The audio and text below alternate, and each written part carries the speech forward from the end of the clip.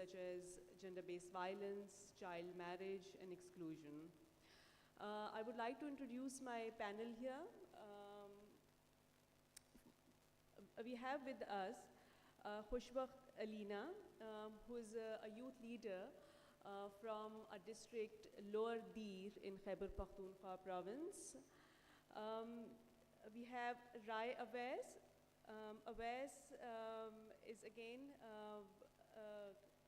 a campaigner of rights of vulnerable groups in district Hafzabad. And Aisha Islam is from Sahiwal, and Aisha is campaigning for the rights and mobility of young women in her area.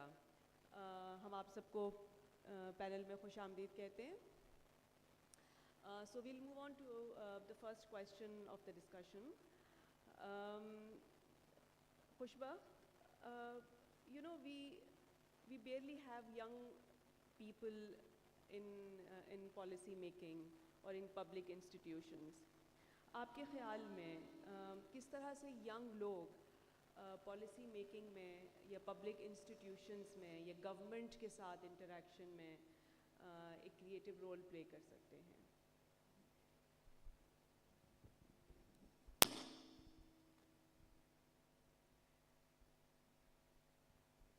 Well, I think that कि youth जो है वो alliances और advocacy groups के through हमारी policies में collaborate कर सकती है. They can conduct awareness sessions and meetings as well to guide people about how our government policies and government departments work. Like most of the time ऐसा होता है हमारे लोगों को पता नहीं होता कि हमने अपने budgets, अपनी जो funds हैं उनको कैसे लेना है या फिर किसी भी specific इदारे में जाकर कैसे काम करना है, उनका क्या process है, उनसे हमने कैसे काम लेना है. तो इसमें हमारे जो young people हैं वो उनको guide कर सकते हैं, उनको अपना time दे सकते हैं, उनके साथ जगहों पर जा सकते हैं ताकि उनको भी helpful feel हो कि हमारे साथ कोई है. Besides that, I would like to say that youth has a great influence on social media. So they can organize social media campaigns like through infographics, videos, pictures and creative art. They can convey a strong message about how our government policies and government departments are working. As a young female, I would like to share my experience about how have I been engaged in government policies and government departments. Like I'm from Lower Dir, तो उधर ऐसा होता है कि औरतों को इतनी आज़ादी नहीं दी जाती कि वो अपने points को खुले तौर पर रखें. So वहाँ पर एक मसला था. As a Christian, we don't have a graveyard in means एक graveyard है, but that is filled now. तो हमें 4-5 साल से graveyard का issue जो है वो हमारे सामने आया हुआ था. And I saw an ad of खुली कचहरी on social media. तो मैंने अपनी community के लोगों को इसके बारे में बताया कि खुली कचहरी हो रही है तो we should go there and we can highlight our problem of graveyard over there. तो females ने पहले तो मुझे कहा कि खुली कचहरी में हम कैसे जाएंगे, like females का क्या काम है खुली कचहरियों में. In Lower Dir, females are not allowed to speak in front of men ना. तो मैंने उनसे कहा कि it's not about men and women, we have to go because it's a खुली कचहरी and open forum, तो सब जा सकते हैं वहाँ पर. We went there and our deputy commissioner and everyone over there was male sitting over there, and they were like, oh, what is happening here? They were like surprised कि ये क्या हो रहा है, आज खुली कचहरी में औरतें आ गई हैं. How come this happened in Lower Dir for the first time? Women are here in Khuli Kachari. They are speaking about their own issues like issues of graveyard. Besides this, उधर हिंदू community भी थी, वो अपने शमशान घाट के लिए बात करना चाहते थे. We supported them as well and they supported us. And जो majority के लोग थे उन्होंने हम सबको ही appreciate किया कि हम अपने points रख रहे हैं. They supported us. तो हमारी जो आवाज़ बुलंद करने का ये जो हौसला था सबने से अप्रिशिएट किया. एंड इसके बाद जब सबको पता चला कि now women's are involved in this kind of activities, तो उन्होंने इस चीज़ को और भी ज़्यादा फोकस किया इस चीज़ पर. And our deputy commissioner told us कि आपका जो मसला है वो हमने सेक्रेटरी साहब को और आगे प्रोसीड कर दिया है, तो it will be finalize soon. Thank you, Pushpa. I think you shared a great example of connecting with government and raising your community's issues. Awais, आपका क्या एक्सपीरियंस है इस हवाले से? आप कुछ इस पे शेयर करना चाहेंगे? किस तरह से यूथ गवर्नमेंट के साथ क्रिएटिवली पब्लिक पॉलिसी के लिए इंगेज हो सकते हैं? Thank you. अच्छा, इसमें अगर मैं जो देखूं कि जैसे कि पहले अलीना ने भी बात की कि हमारे जो यूथ है वो बहुत ज़्यादा जो इस वक्त जो तादाद में पाई जाती है, और उनका सोसाइटी में डिजिटल मीडिया में अगर हम देखें या सोशल मीडिया के ज़रिए देखें, जो उनका किरदार है, जो उनका रोल है, उसको अगर हम देखें तो वो बहुत ज़्यादा बढ़ चुका है. वो अवेयरनेस जो पैगामात हैं वो सोशल मीडिया के ज़रिए भी सोसाइटी में फैला सकते हैं. लेकिन अगर हम बात करें रूरल एरियाज़ की, जहाँ पे ये फैसिलिटीज़ कम होती हैं, जहाँ पे जो है वो जो डिजिटल मीडिया है या सोशल मीडिया के लोग कम देखते हैं, तो वहाँ पे एक डिफरेंट एक्टिविटीज़ के ज़रिए हम जो है वो यूथ को इस्तेमाल कर सकते हैं. जैसे कि हाफिज़ाबाद के अंदर हमारा एक यूथ ग्रुप है जो कि उसने जो एक इसमें ये कोशिश करते हुए हाफिज़ाबाद के अंदर दारुल अमान, तहफ़्फ़ुज़ मरकज़ और वुमेन प्रोटेक्शन सेल जो हैं, इनकी अवेयरनेस जो है वो लोकल कम्युनिटी तक लेके जाने के लिए उन्होंने जो है वो मुख्तलिफ विलेजेस से आलमोस्ट जो है वो 50 से 60 जो एक हमने एक गैदरिंग की, जिसमें मुख्तलिफ जो है वो जेंडर के लोग शामिल थे, जिसमें मुख्तलिफ कम्युनिटी से माइनॉरिटी से लोग भी शामिल थे. उनके ग्रुप को हमने जो वो एक विज़िट करवाया, दारुल अमान का विज़िट करवाया, वुमेन प्रोटेक्शन सेल का विज़िट करवाया, तहफ़्फ़ुज़ मरकज़ का विज़िट हमने करवाया. तो उसका जो ख़ास मकसद था ताकि वहाँ पे उनकी जो सर्विसेज हैं दारुल अमान जैसे कि जो जेंडर बेस वाले से अफेक्टेड जो ख़वातीन हैं वो वहाँ पे जो है हेल्प ले सकती हैं, तो उनके बारे में जो मालूमात है वहाँ से, और भी उनकी जो बाकी सर्विसेज हैं, इसी तरह तहफ़्फ़ुज़ मरकज़ की क्या सर्विसेज हैं, उनको वो फिज़िकली वहाँ पे जाके उनको ऑब्ज़र्व कर सकें, उनको देख सकें, और फिर उसके बाद जो है वो अपनी लोकल कम्युनिटी के अंदर जाके वो उन लोगों को उन सर्विसेज के बारे में बता सकें, वो उन गवर्नमेंट के उन जो इंस्टीट्यूशंस हैं उनके और सोशल इंस्टीट्यूशंस जो हैं उनकी सर्विसेज के बारे में बता सकें कि उनका क्या काम है और वो किस तरह जो है वो जो कम्युनिटी की डेवलपमेंट के लिए क्या वर्क कर रहे हैं और किस तरह वर्क कर रहे हैं. You, Wes. Aisha, moving on to the next question, and also, would like to know your experiences on this too.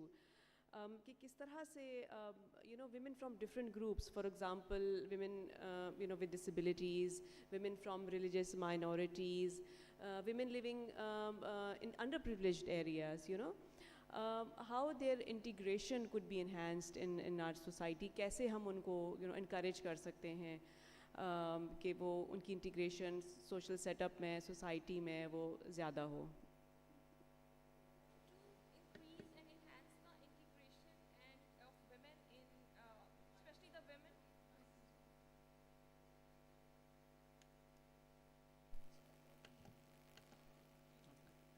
To enhance the integration of women especially the women with disabilities and women from the minorities, हमें ये चाहिए कि हम उनके लिए ऐसी facilities create करें, हम ऐसी उनके लिए जनरेट करें अपॉर्चुनिटीज़ जिससे वो पूरी सोसाइटी में एक कंप्लीट अपना रोल प्ले कर सकें. फॉर एग्जांपल, इसके लिए हमने ये किया कि डिस्ट्रिक्ट साहिवाल में हमने एक ऐसे ट्रेनिंग सेशंस कंडक्ट करवाए, ऐसी वर्कशॉप्स करवाई जिसमें हम वुमेन विद डिसेबिलिटीज़ को tailor to their needs skill development सिखा रहे थे. Let's suppose the women with walking disability, हमने उनको कंप्यूटर प्रोग्राम ट्रेनिंग्स दी जिसकी वजह से वो इस काबिल हुई कि they could work while sitting and they could not move but they can still work. इससे ये फ़ायदा हुआ कि उन लोगों में ये कॉन्फिडेंस आया कि वो भी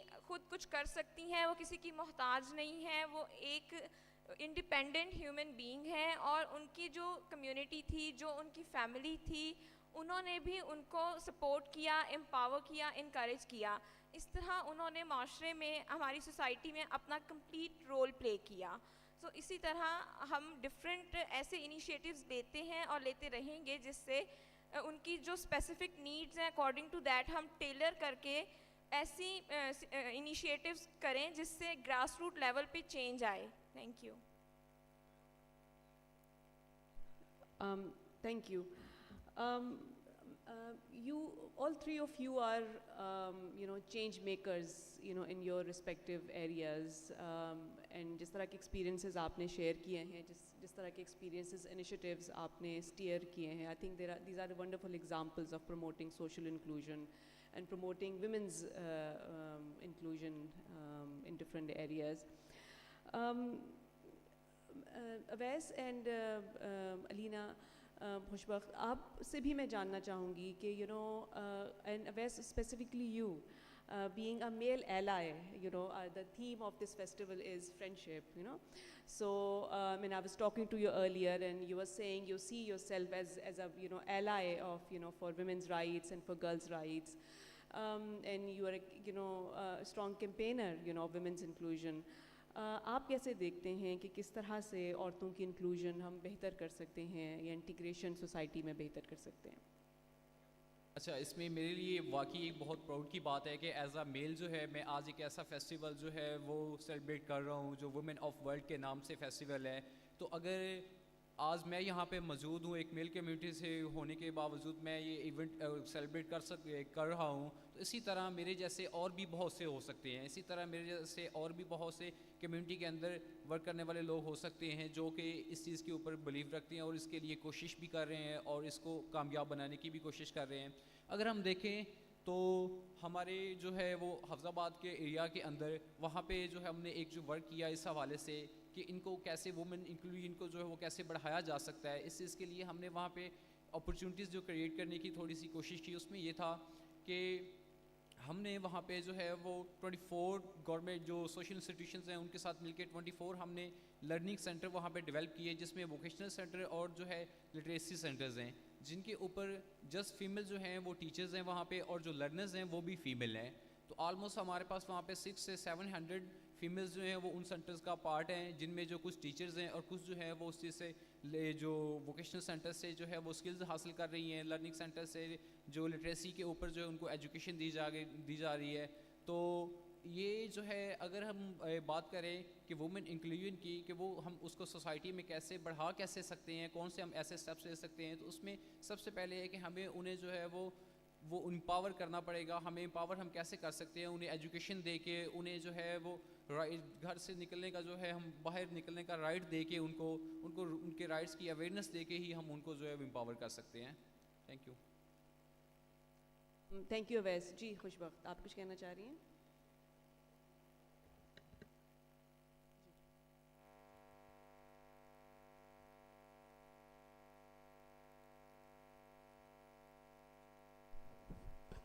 Yes, I would like to add कि most of the time ऐसा होता है कि हमारे means in KP in lower दीर कि जब बच्चियां जो हैं वो 14-15 साल की होती हैं तो देयर पेरेंट्स ट्राई टू उनके लिए रिश्ता ढूंढने लगते हैं कि इसकी शादी हो जाए और फिर उसका अपना घर में चली जाए तो हमारी ज़िम्मेदारी जो है वो पूरी हो जाएगी ना। बट वो उनका फोकस उस तरफ आने ही नहीं देते कि वो अपनी कैरियर बिल्डिंग करें, वो हायर एजुकेशंस को हासिल करें, लेकिन बस वो उनको महदूद कर देती हैं, उनकी सोच को महदूद कर देते हैं कि शादी है और अपना घर बार है। और बिसाइड्स दिस ऐसा होता है कि जिन औरतों ने हायर एजुकेशन हासिल की भी हो उनको वो मौके नहीं दिए जाते। तो we should promote the culture of openness to everybody. तो बिसाइड्स दिस ऐसा होना चाहिए कि वुमेंस कैसे इंक्लूसिव फील कर सकती हैं, दिस वाज योर क्वेश्चन ना। तो promoting a culture of respect and inclusivity at work places, और besides that creating an environment where their voices are not just heard but celebrated in shaping our future. क्योंकि ऐसा होता है like such festivals are the wonderful example of inclusion of women. यहाँ पर हम celebrate कर रहे हैं success of women, तो इस तरह के चीज़ों को हमें appreciate करना चाहिए।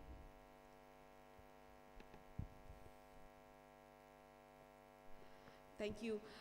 आयशा, आपको क्या लगता है, आपने बहुत से इनिशिएटिव्स लिए हैं, ख़ासतौर पे वुमेंस मोबिलिटी पे आपने काफ़ी काम किया है अपने एरिया में। थोड़ा सा आप शेयर करना चाहेंगी कि किस तरह से औरतों की इंटीग्रेशन या इंक्लूजन प्रमोट करने के लिए आपने अपने एरिया में जो इनिशिएटिव लिया? जी, मैंने अपने एरिया में एक इनिशिएटिव ये लिया कि डिस्ट्रिक्ट साहिवाल में जो वर्किंग वुमेन थी और जो यंग स्टूडेंट्स थी उनको स्ट्रीट्स का बहुत प्रॉब्लम था, लाइक स्ट्रीट हरासमेंट उन्हें इतनी ज़्यादा फेस करनी पड़ रही थी कि जब भी वो फॉर कॉलेज और फॉर ऑफिस घर से निकलती थी तो उनको कोई ना कोई फॉलो करता था, कोई तंग करता था, कोई हरास करता था, और जिसकी वजह से वो बहुत खौफजदा रहती थी। और कुछ लड़कियों ने घर में मतलब वो घर में रहती थी, वो बाहर ही नहीं जाती थी। तो हमने इस प्रॉब्लम को सॉल्व करने के लिए सबसे पहले तो पब्लिक ऑफिसेज जो साहिवाल में मौजूद थे, जो गवर्नमेंट सर्विसेज मौजूद थी, उसके लिए हमने विज़िट्स किए। लाइक हमने वुमेन क्राइसिस सेंटर का विज़िट किया। वहाँ से हमें मालूम हुआ कि पंजाब वुमेन सेफ्टी हेल्पलाइन मौजूद है, जिस पे कोई भी फ़ीमेल अगर उसको स्ट्रीट हरासमेंट फ़ेस करनी पड़ती है तो वो कंप्लेन कर सकती है। और फिर हमने पुलिस स्टेशन में जो जेंडर प्रोटेक्शन यूनिट मौजूद है, जो कि स्पेशली फॉर फीमेल्स बनाया गया है, और वहाँ पे फ़ीमेल सपोर्ट ऑफिसर्स ही तैनात हैं ताकि फ़ीमेल्स जाकर अपना मैटर फ़ीमेल ऑफिसर से ओपनली एंड कंफर्टेबली डिस्कस कर सकें। तो हम जेंडर प्रोटेक्शन यूनिट में गए। हमने वहाँ पे जो हेड पुलिस कांस्टेबल थी उनसे हमने बाकायदा एक वीडियो रिकॉर्ड भी बयान करवाया ताकि हम वो रिकॉर्ड उनका जो बयान है वो यंग फीमेल्स को दिखा सकें कि आप यहाँ जाएं, इनसे मिलें, दे विल हेल्प यू। तो हम फिर उसके बाद आफ्टर दैट रिसर्च हम डिफरेंट अकेडमीज़ में गए, डिफरेंट ऑफिसेज़ में गए, और हमने वहाँ पे जाके फ़ीमेल्स को अवेयरनेस सेशंस दिए।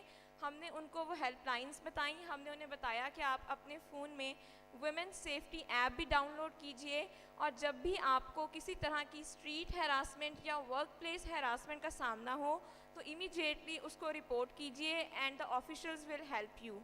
Thank you. Thank you.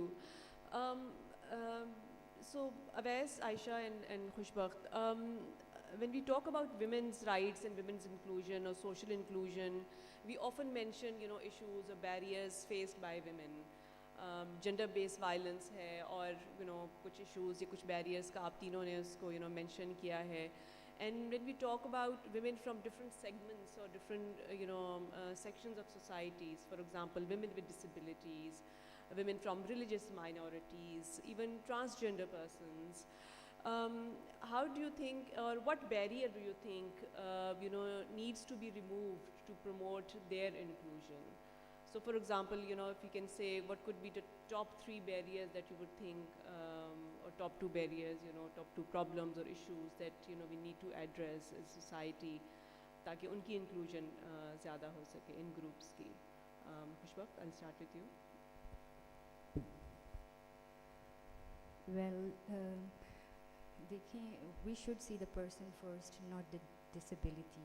Like special persons are the part of our society, transgenders are the part of our society, so they are not excluded. We can make them feel included by appreciating them, encourage them for what they do.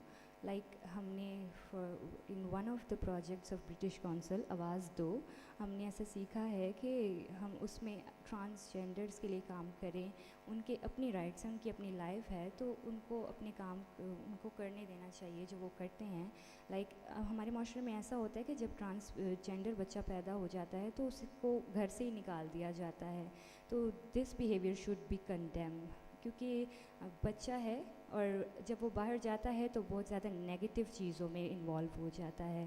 तो इस तरह की चीज़ों में हमने काफ़ी ज़्यादा awareness फैलाई भी है ट्रांसजेंडर पर्सनस के रिलेटेड, और I think we need to add this thing to our curriculum as well, कि हमारे जो किड्स हैं उनको बचपन से ही पता हो कि ट्रांसजेंडर राइट्स क्या होते हैं, स्पेशल पर्सन राइट्स क्या होते हैं, विमेन राइट्स क्या होते हैं. जी, अवैस. अच्छा, इसमें मैं ऐड करना चाहूँगा कि जैसे कि उन्होंने बात की कि कौन से वो ऐसे बैरियर्स हैं जिनको हमें कम करने की कोई ज़रूरत है, या जिनके ऊपर अगर हम ओवरकम जो है वो पालें तो हो सकता है कि वुमेन की जो पार्टिसिपेशन है, उनकी जो है वुमेन इंक्लूजन है वो बढ़ जाए. तो इसमें हमने देखा कि एक ये है कि हमारी सोसाइटी के अंदर जो डबल स्टैंडर्ड्स हैं, या हमारे बिहेवियर के अंदर जो डबल स्टैंडर्ड्स हैं, वो उनको भी ख़त्म करने की मेरे ख्याल में ज़रूरत है. उसमें इसके फॉर एग्ज़ाम्पल कि आज किसी हम बड़े हाल में या हम अपने पैगामात में तो हम बात करते हैं, वुमेन राइट्स की बात करते हैं, वुमेन अवेयरनेस की जो उनको अवेयर करने की हम बात तो करते हैं, लेकिन क्या हम प्रैक्टिकली जो है उसके ऊपर भी अमल करते हैं या नहीं करते? कि आया जब हम दूसरे की जो माँ बहन या बेटी के मुतल्लक हम बात कर रहे होते हैं तो हम बड़े कॉन्फिडेंस के साथ हम कह रहे होते हैं कि उन्हें ये भी राइट चाहिए, उन्हें ये भी राइट्स उनके होने चाहिए, लेकिन जब वो हम पर्सनली वो चीज़ें आती हैं तो उसके ऊपर हम कितना अमल करते हैं? तो जब वो बिहेवियर चेंज होंगे तो असल बिहेवियर चेंज जो है वो उसके बाद ही मेरे ख्याल में वो सामने आ सकता है। उसके जो सोसाइटी के अंदर जो इम्पैक्ट हैं वो भी तभी उसके जो है वो ज़ाहिर हो सकते हैं। इसी तरह अगर हम बात करें तो दूसरी इसमें जो एक फैक्टर तो ये हो गया डबल जो बिहेवियर चेंज जो उसमें डबल स्टैंडर्ड्स हैं। दूसरी ये है कि ख़वातीन को जो मौक़े उनको हासिल नहीं है, उनको वो क्यों हासिल नहीं है? क्योंकि उनके अंदर एजुकेशन नहीं है, उनके अंदर जो है उनको राइट नहीं है, अवेयरनेस राइट नहीं है, उनके अंदर उनको पता ही नहीं है कि उनके कौन से हकूक़ हैं, वो किन अपने हकूक़ का इस्तेमाल करके माशरे के अंदर आज़ादी के साथ ज़िंदगी गुजार सकती हैं, खुद मुख्तियारी के साथ ज़िंदगी गुजार सकती हैं। तो दूसरा ये है कि उनको एजुकेट किया जाए, एजुकेट होंगी तो उनके अंदर जो राइट्स की अवेयरनेस होगी वो खुद ब खुद ही वो पैदा हो जाएगी। और तीसरी इसमें ये चीज़ है कि इसके अंदर हम अपने जो है वो सोसाइटी के अंदर कि ऐसी सोशल एक्टिविटीज़ का जो है उन्हें हिस्सा बना सकते हैं जिसके ज़रिए कैपेसिटी बिल्डिंग जो उनकी हो सके मुख्तलिफ़ इश्यूज़ के ऊपर, मुख्तलिफ़ ऐसे इश्यूज़ जो उनको रोज़मर्रा ज़िंदगी में फ़ेस करना पड़ते हैं, जैसे कि जेंडर बेस्ड वायलेंस हो गया, जैसे कि उन्हें जो है वो फाइनेंशियल राइट्स नहीं मिल रहे तो इस मुतल्लक हो गया, या ये एजुकेशनल राइट्स के ऊपर मुख्तलिफ उनकी कैपेसिटी बिल्डिंग उनकी की जाए ताकि वो उन चीज़ों को ज़्यादा से ज़्यादा सीख सकें। जी आयशा। मैं ये समझती हूँ कि जो विमेन एंड माइनॉरिटीज़ के अगेंस्ट डिस्क्रिमिनेशन है उसके ख़ात्मे के लिए बहुत ज़रूरी है कि हम अपने इंस्टीट्यूशंस में जेंडर सेंसिटिव पॉलिसीज़ को इम्प्लीमेंट करें। जैसे मैं देखती हूँ कि जब विमेन जो हैं when they start work they face an issue of unequal पे। So I think that this is a big hurdle in their success and career advancement. उनको equal pay मिलनी चाहिए for the equal work they do. Why they are paid less if a man is doing the same work? तो उनको ज़्यादा पैसे मिलते हैं और women को कम क्यों मिले? उसने भी उतना ही काम किया है। और इसके साथ मैं ये समझती हूँ कि जो हमारा एक social structure है उसमें जो घर की पूरी जिम्मेदारी है वो हाउस होल्ड बर्डन्स वो सारे फीमेल्स के ऊपर होते हैं, जिसकी वजह से भी वो अपना करियर परस्यू नहीं कर सकती हैं सक्सेसफुली। तो हमें ऐसी पॉलिसीज़ भी इम्प्लीमेंट करनी है जिसमें हम उनको डे केयर सेंटर्स दें, जिसमें वो अपने जो बच्चे हैं उनको वहाँ पर डे केयर सेंटर्स में छोड़कर और ख़ुद अपने जॉब पे जा सकें, अपना काम कर सकें, अपने करियर पे फोकस कर सकें। घर की जिम्मेदारी का सारा बोझ अगर हम फीमेल्स पे डाल देंगे तो वो कैसे अपने करियर को टाइम दे सकेंगी। So we should give them equal pay and we should give them equal opportunities for career advancement for their success and for to create a more equitable and inclusive society. Thank you. I want to add something. अच्छा, इसमें जो है वो इसमें ये देखें कि division of power जो है हमारी सोसाइटी के अंदर अगर हम देखें तो मेल कम्युनिटी के पास जो पावर है वो सबसे ज़्यादा है, वो डोमिनेट सोसाइटी है जो वो डोमिनेट कर रहे होते हैं बाकी जेंडर्स को। तो अगर हम इसमें देखें कि जब तक हम जो है वो डिवीजन ऑफ पावर नहीं करेंगे तब भी जो वुमेन हैं उनको जो है वो डिसीजन मेकिंग जो हमारी पॉलिसीज़ हैं या डिसीजन मेकिंग बॉडी जो है उसमें जब तक उनको शामिल नहीं करते तब तक जो है वो वुमेन भी जो है वो आगे नहीं बढ़ सकती। तो डिसीजन जो इसमें जो वो डिवीजन ऑफ पावर है वो किसने करनी है? हम नहीं करनी है, मेल कम्युनिटी जो है उसने ही करनी है। जब तक हम खुद ही ये चीज़ इस चीज़ को एक्सेप्ट नहीं करेंगे तो हम कैसे उनको जो है वो उनको राइट दे सकते हैं या उनको पावर दे सकते हैं या फिर उनको जो है वो इस काबिल बना सकते हैं कि कल को अपने वो राइट्स के ख़िलाफ़ आवाज़ उठा सकें, अपने राइट्स के ख़िलाफ़ बोल सकें, राइट्स के हक़ में। सॉरी।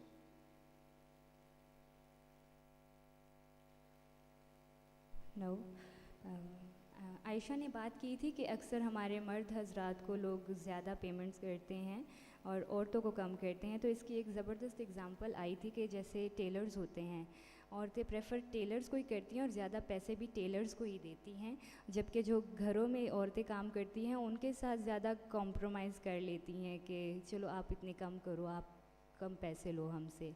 तो this kind of behaviour should be condemn and for inclusion मतलब बैरियर्स जो हैं, बैरियर्स को रिमूव करने के लिए वो हमें एम्पावर करने की ज़रूरत है, because empowered people can empower the world. तो we need to empower our womens as well and thank you. Thank you. such inspiring examples and stories that you are sharing, and I'm amazed to see that, you know, in your areas, despite all the, you know, challenges, issues and problems, you're still, you know, taking initiatives, you're steering different, initiatives that are supporting women. And I think these examples are great examples for friendships and for, also I think मेरे ज़हन में एक जो बात बार बार sort of, you know, आ रही है वो ये कि youth as change makers, or youth as leaders are playing such important role in social inclusion, and you are demonstrating it, you know, from the examples you've just shared. मैं आपसे पूछना चाहूँगी कि, you know, this session is being viewed by virtually as well, and there, you know, young people watching you globally. आप क्या would, and also, you know, particularly, you know, youth from different areas in Pakistan, what would you like to recommend them? You know, how can they play their role as change makers, as advocates for social inclusions in their areas? Aisha, would you like to start this time? As I am a young community leader and I am a change maker, I want more and more women to be leaders and change makers. And as an empowered woman, I want to empower other women. So उसके लिए जब मैंने अपने district में काम करना शुरू किया तो मुझे मालूम हुआ कि डिस्ट्रिक्ट साहिवाल में बहुत सारे रूरल एरियाज़ में एक प्रॉब्लम ये है कि जो गर्ल्स हैं उनकी एक्सेस नहीं है टू हायर एजुकेशन. अगर उनको एजुकेशन मिलती भी है तो वो अपने ही इलाके की, अपने ही गांव के किसी प्राइमरी स्कूल तक वो मैक्सिमम पढ़ पाती हैं, और उसके बाद उनको चाइल्ड मैरिज की तरफ धकेल दिया जाता है, और जिसकी वजह से उनकी लर्निंग रुक जाती है, उनकी स्किल डेवलपमेंट रुक जाती है, और वो लीडरशिप स्किल्स डेवलप ही नहीं कर पाती हैं. जब मैंने ये प्रॉब्लम आइडेंटिफाई किया, then I conducted sessions in different villages, और वहाँ पे मैंने यंग जो स्कूल गोइंग गर्ल्स थी उनसे मुलाकात की. मुझे पता चला कि वो अपनी तालीम का सिलसिला स्कूल के बाद जारी नहीं रख पाएंगी बिकॉज उनके घर वाले उनको अलाउ नहीं करेंगे और वो उनकी शादी कर देंगे. तो फिर मैं अपने जो कम्युनिटी के और लीडर्स थे और एम्पावर्ड वुमेन थी उनको साथ लेकर हम उनके घर गए. डिफरेंट घरों में जाके हमने विजिट्स किए, उनको बताया कि आप ऐसा ना करें, अपनी बेटियों को पढ़ने दें, आगे बढ़ने दें, और शादी उसके बाद का स्टेप है. First they should be empowered and independent. जब हमने उनके घर वालों से बात की तो काफ़ी लोगों ने हमें पॉजिटिव रिस्पांस दिया और उन्होंने अपनी बेटियों की शादी करने के बजाय उन्हें पढ़ने की इजाज़त दी, बल्कि हमने खुद जाकर कुछ लड़कियों के कॉलेजेस में एडमिशन्स करवाए, जिसकी वजह से अब वो पढ़ पा रही हैं और अब वो हायर एजुकेशन लेंगी, स्किल्स डेवलप करेंगी, उनके अंदर इतना कॉन्फिडेंस पैदा होगा कि वो लीडरशिप रोल्स को परस्यू कर सकती हैं. सो आई थिंक कि जो लीडरशिप है उसके लिए हाई एजुकेशन बहुत ज़रूरी है, वो कॉन्फिडेंस, स्किल डेवलपमेंट और मेच्योरिटी बहुत ज़रूरी है to be an empowered leader. And we need more women in leadership roles, their ideas, their vision and their goals. Thank you. खुशबू, आप अच्छा, इसमें जैसे कि अच्छा इसमें हमें इसमें ये भी रिकमेंडेशन हो सकती है कि हम जो है वो ज़्यादा से ज़्यादा यूथ को जो है वो सोशल एक्टिविटीज़ के अंदर इनको इनरोल करें. ज़्यादा से ज़्यादा वॉल्टियर वर्क जो है उसमें जो है वो यूथ की जो उनकी जो यूथ एंगेजमेंट है उसको ज़्यादा से ज़्यादा हम मजबूत करें, जिसके ज़रिए उनके अंदर जो है वो सोशल वर्क का जो है या फिर सोशल डेवलपमेंट का जो है या सोशल इंक्लूजन जो है इसका जो है इसके इनका इंटरेस्ट डेवलप हो सकता है.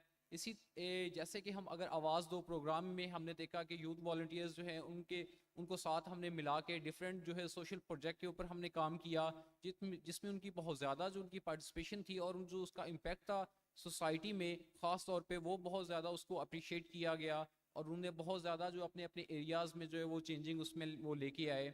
तो इसी तरह अगर हम उन्हें डिफरेंट जो है वो सोशल प्रोजेक्ट्स का अगर हिस्सा बनाते हैं तो वो इसमें उनके अंदर जो एक लीडरशिप की जो क्वालिटीज़ हैं वो बढ़ती हैं उनके अंदर। जैसे कि अगर मैं एग्जांपल दूं तो आज हम यहाँ पे 3 लोग जो यहाँ पे बैठे हुए हैं, हम भी अपने अपने एरिया में से यूथ को अपने अपने यूथ को रिप्रेजेंट कर रहे हैं। तो हमें ये एक मौका मिला, हमें एक प्लेटफॉर्म मिला जिसके ज़रिए हमने अपनी जो है अपनी एबिलिटीज़ को जो है अपनी क्वालिटीज़ को है उसको इस्तेमाल करते हुए हमने खुद को जो है वो आगे ग्रो किया। हेलो।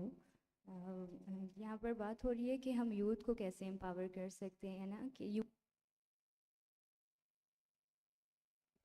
हेलो, यूथ के लिए कुछ रिकमेंड करना चाहिए। तो मैं चाहती हूँ कि हमारी यूथ जो है वो डायनामाइट बन के काम करे, वो डोमेस्टिक वायलेंस के अगेंस्ट काम करे, क्योंकि ज़्यादातर डोमेस्टिक वायलेंस औरतों के साथ ही होती है, and sometimes our youth also faces this. तो यूथ को जो है वो अपने राइट्स के लिए फ़ाइट करना चाहिए, और दूसरों को भी इस बारे में एजुकेट करना चाहिए कि वो अपने राइट्स के लिए जो है वो आवाज़ उठाएं, because raising power is a very strong act, and raising power doesn't require any designation or any position. It just requires confidence and unity and courage. Thank you, Khushba. I think uh, all of you are change makers. All of you are, leaders in your respective, areas. और आप लोग जो examples आप set कर रहे हैं, वो ये है कि social inclusion it in your areas, and I'm sure your stories will inspire people sitting here. I can see a lot of young faces in the hall, and I'm sure your stories will also inspire other people watching us online. Do we have time for question answers? I'm not sure. Do we have a question in the hall?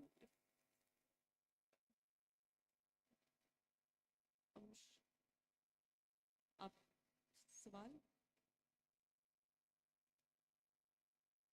Okay, सो मुझे ये भी बताया जा रहा है कि हमारे session का वक्त तकरीबन ख़त्म हो गया है, बल्कि हम शायद ज़्यादा वक्त ले लिया है। So I will thank panelists, thank you very much. Ayesha, would you like to? Yeah, I just want to say, let's build a world where love conquers hate and create a future we'll all celebrate, not just a dream, but a reality to see, where women are truly, completely free. Thank you. Thank you very much. Thank you. I think it's a good end of our session. We had allies sitting here. We had youth makers, change makers sitting here. We had Khushbakht Alina from Lower Dir. Awais, thank you very much, who's here from District Hafsabad, and Aisha, who's here from District Sahiwal. Thank you very much, ladies and gentlemen, for your time and participation. Thank you. Thank you. Thank you. Thank you so much.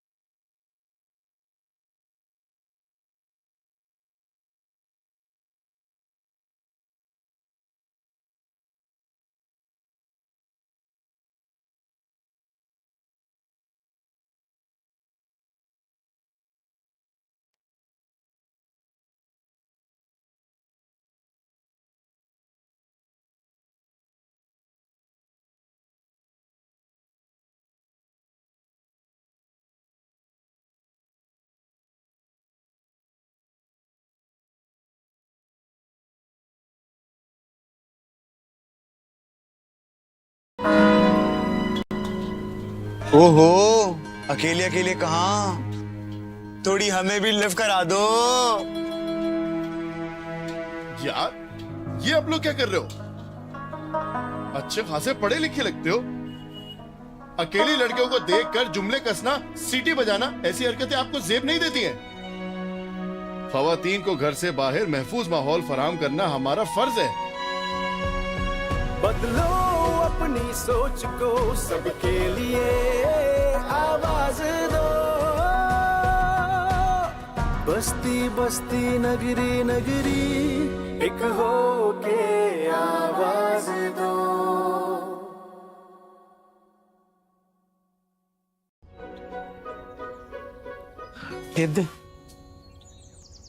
भाई मैं जा रही हूँ, दरवाजा lock कर लीजिएगा।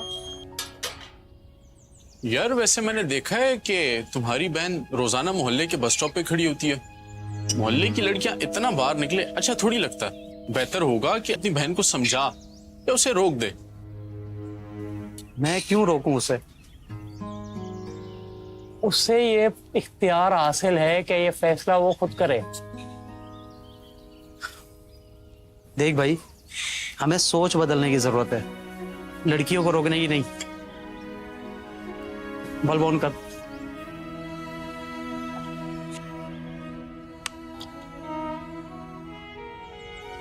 लो भाई, आ गई रोशनी। बदलो अपनी सोच को, सबके लिए आवाज दो। बस्ती बस्ती नगरी नगरी एक हो के आवाज दो।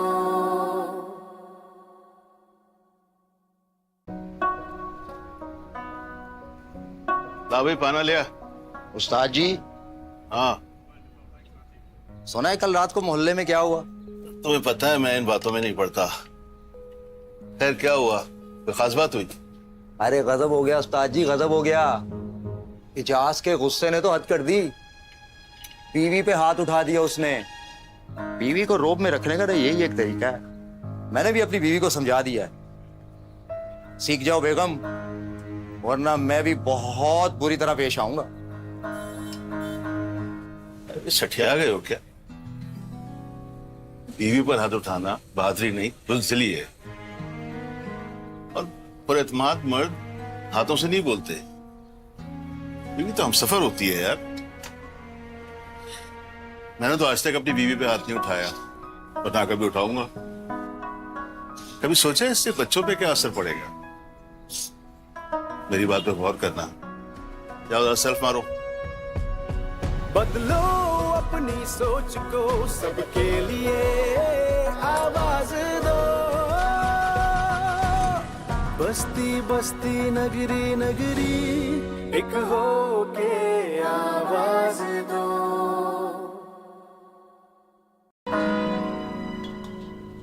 ओहो, अकेले अकेले कहाँ? थोड़ी हमें भी लिफ्ट करा दो। यार, ये आप लोग क्या कर रहे हो? अच्छे खासे पढ़े लिखे लगते हो। अकेली लड़कियों को देखकर जुमले कसना, सीटी बजाना, ऐसी हरकतें आपको जेब नहीं देती हैं। खवातीन को घर से बाहर महफूज माहौल फराहम करना हमारा फर्ज है। बदलो अपनी सोच को, सबके लिए आवाज दो। बस्ती बस्ती नगरी नगरी एक हो के आवाज दो।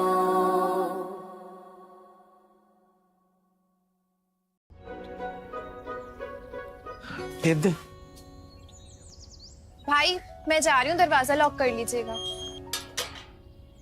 यार वैसे मैंने देखा है कि तुम्हारी बहन रोजाना मोहल्ले के बस स्टॉप पे खड़ी होती है। मोहल्ले की लड़कियां इतना बाहर निकले अच्छा थोड़ी लगता। बेहतर होगा कि अपनी बहन को समझा या उसे रोक दे। मैं क्यों रोकूं उसे? उससे ये इख्तियार हासिल है कि ये फैसला वो खुद करे।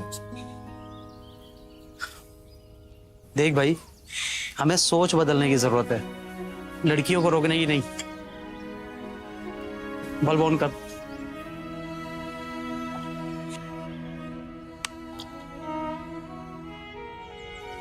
लो भाई, आ गई रोशनी। बदलो अपनी सोच को, सबके लिए आवाज दो।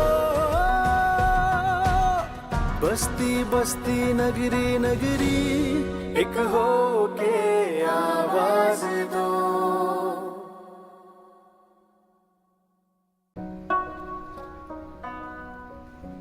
ला भाई पाना लिया। उस्ताद जी, हाँ सुना है कल रात को मोहल्ले में क्या हुआ? तुम्हें पता है मैं इन बातों में नहीं पड़ता। खैर क्या हुआ, कोई खास बात हुई? अरे गजब हो गया उस्ताद जी, गजब हो गया। इजाज के गुस्से ने तो हद कर दी। बीवी पे हाथ उठा दिया उसने। बीवी को रोब में रखने का तो यही एक तरीका है। मैंने भी अपनी बीवी को समझा दिया है। सीख जाओ बेगम, वरना मैं भी बहुत बुरी तरह पेश आऊंगा। सठिया गए हो क्या? बीवी पर हाथ उठाना बहादुरी नहीं, बुज़दिली है। और पुरएतमाद मर्द हाथों से नहीं बोलते। बीवी तो हम सफर होती है यार। मैंने तो आज तक अपनी बीवी पे हाथ नहीं उठाया और ना कभी उठाऊंगा। कभी सोचा इससे बच्चों पे क्या असर पड़ेगा?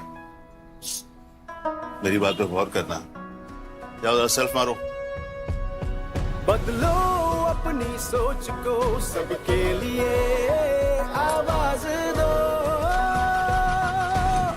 बस्ती बस्ती नगरी नगरी एक हो के आवाज दो।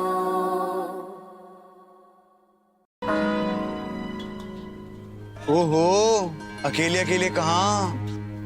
थोड़ी हमें भी लिफ्ट करा दो। यार ये आप लोग क्या कर रहे हो? अच्छे खासे पढ़े लिखे लगते हो। अकेली लड़कियों को देखकर जुमले कसना, सीटी बजाना, ऐसी हरकतें आपको जेब नहीं देती हैं। खवातीन को घर से बाहर महफूज माहौल फराहम करना हमारा फर्ज है। बदलो अपनी सोच को, सबके लिए आवाज दो। बस्ती बस्ती नगरी नगरी एक हो के आवाज दो।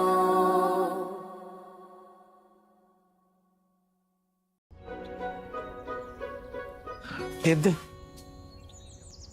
भाई मैं जा रही हूँ, दरवाजा लॉक कर लीजिएगा। यार वैसे मैंने देखा है कि तुम्हारी बहन रोजाना मोहल्ले के बस स्टॉप पे खड़ी होती है। मोहल्ले की लड़कियां इतना बाहर निकले अच्छा थोड़ी लगता है। बेहतर होगा कि अपनी बहन को समझा या उसे रोक दे।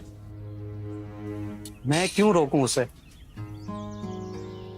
उससे ये इख्तियार हासिल है कि ये फैसला वो खुद करे।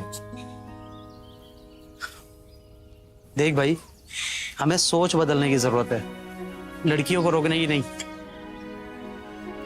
बल्ब ऑन कर।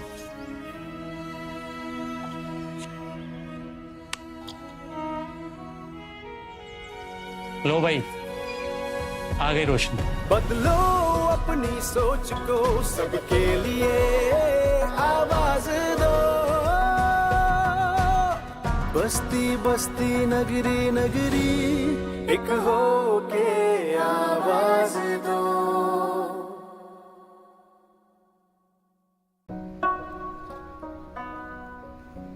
ला भाई पाना लिया। उस्ताद जी, हाँ सुना है कल रात को मोहल्ले में क्या हुआ? तुम्हें पता है मैं इन बातों में नहीं पड़ता। खैर क्या हुआ, कोई खास बात हुई? अरे गजब हो गया उस्ताद जी, गजब हो गया। इजाज के गुस्से ने तो हद कर दी। बीवी पे हाथ उठा दिया उसने। बीवी को रोब में रखने का तो यही एक तरीका है। मैंने भी अपनी बीवी को समझा दिया है। सीख जाओ बेगम, वरना मैं भी बहुत बुरी तरह पेश आऊंगा। सठिया गए हो क्या? बीवी पर हाथ उठाना बहादुरी नहीं, बुज़दिली है। और पुरएतमाद मर्द हाथों से नहीं बोलते। बीवी तो हम सफर होती है यार। मैंने तो आज तक अपनी बीवी पे हाथ नहीं उठाया और ना कभी उठाऊंगा। कभी सोचा इससे बच्चों पे क्या असर पड़ेगा? मेरी बात पे गौर करना। जाओ सेल्फ मारो। बदलो अपनी सोच को, सबके लिए आवाज दो। बस्ती बस्ती नगरी नगरी एक हो के आवाज दो। अकेले अकेले कहाँ, थोड़ी हमें भी लिफ्ट करा दो। यार ये आप लोग क्या कर रहे हो? अच्छे खासे पढ़े लिखे लगते हो। अकेली लड़कियों को देखकर जुमले कसना, सीटी बजाना, ऐसी हरकतें आपको जेब नहीं देती हैं। खवातीन को घर से बाहर महफूज माहौल फराहम करना हमारा फर्ज है। बदलो अपनी सोच को, सबके लिए आवाज दो। बस्ती बस्ती नगरी नगरी एक हो के आवाज दो।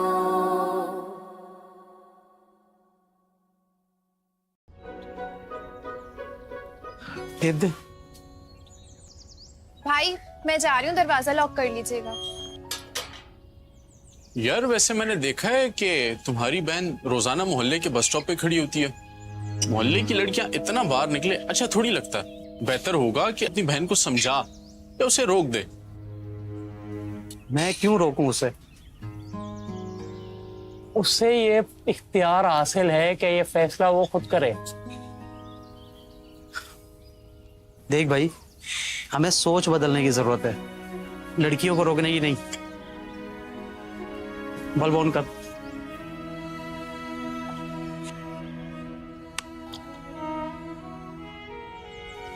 लो भाई, आ गई रोशनी। बदलो अपनी सोच को, सबके लिए आवाज दो। बस्ती बस्ती नगरी नगरी एक हो के आवाज दो।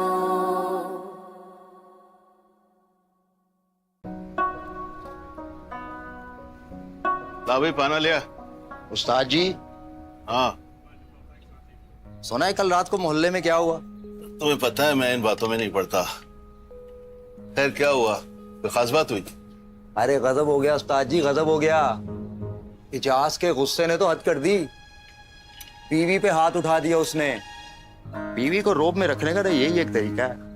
मैंने भी अपनी बीवी को समझा दिया है। सीख जाओ बेगम, वरना मैं भी बहुत बुरी तरह पेश आऊंगा। सठिया गए हो क्या? बीवी पर हाथ उठाना बहादुरी नहीं, बुज़दिली है। और पुरएतमाद मर्द हाथों से नहीं बोलते। बीवी तो हमसफर होती है यार। मैंने तो आज तक अपनी बीवी पे हाथ नहीं उठाया और ना कभी उठाऊंगा। कभी सोचा इससे बच्चों पे क्या असर पड़ेगा? मेरी बात पे गौर करना। जाओ जरा सेल्फ मारो। बदलो अपनी सोच को, सबके लिए आवाज दो। बस्ती बस्ती नगरी नगरी एक हो के आवाज दो।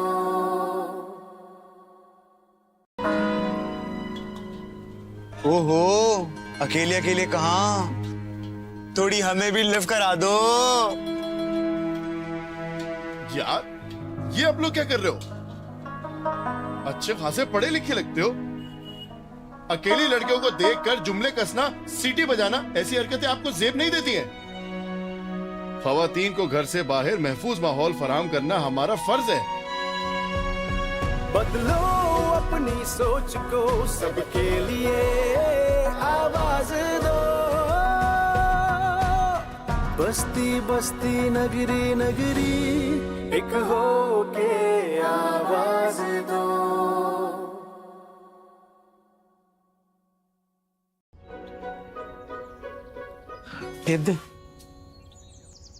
भाई मैं जा रही हूँ, दरवाजा लॉक कर लीजिएगा। यार वैसे मैंने देखा है कि तुम्हारी बहन रोजाना मोहल्ले के बस स्टॉप पे खड़ी होती है। मोहल्ले की लड़कियां इतना बाहर निकले अच्छा थोड़ी लगता है। बेहतर होगा कि अपनी बहन को समझा या उसे रोक दे। मैं क्यों रोकूं उसे? उससे ये इख्तियार हासिल है कि ये फैसला वो खुद करे। देख भाई, हमें सोच बदलने की जरूरत है, लड़कियों को रोकने की नहीं। बल्ब ऑन कर।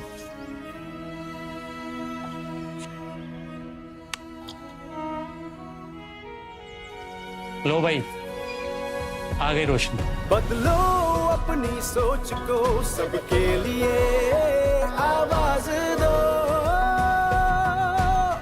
बस्ती बस्ती नगरी नगरी, एक हो के आवाज दो।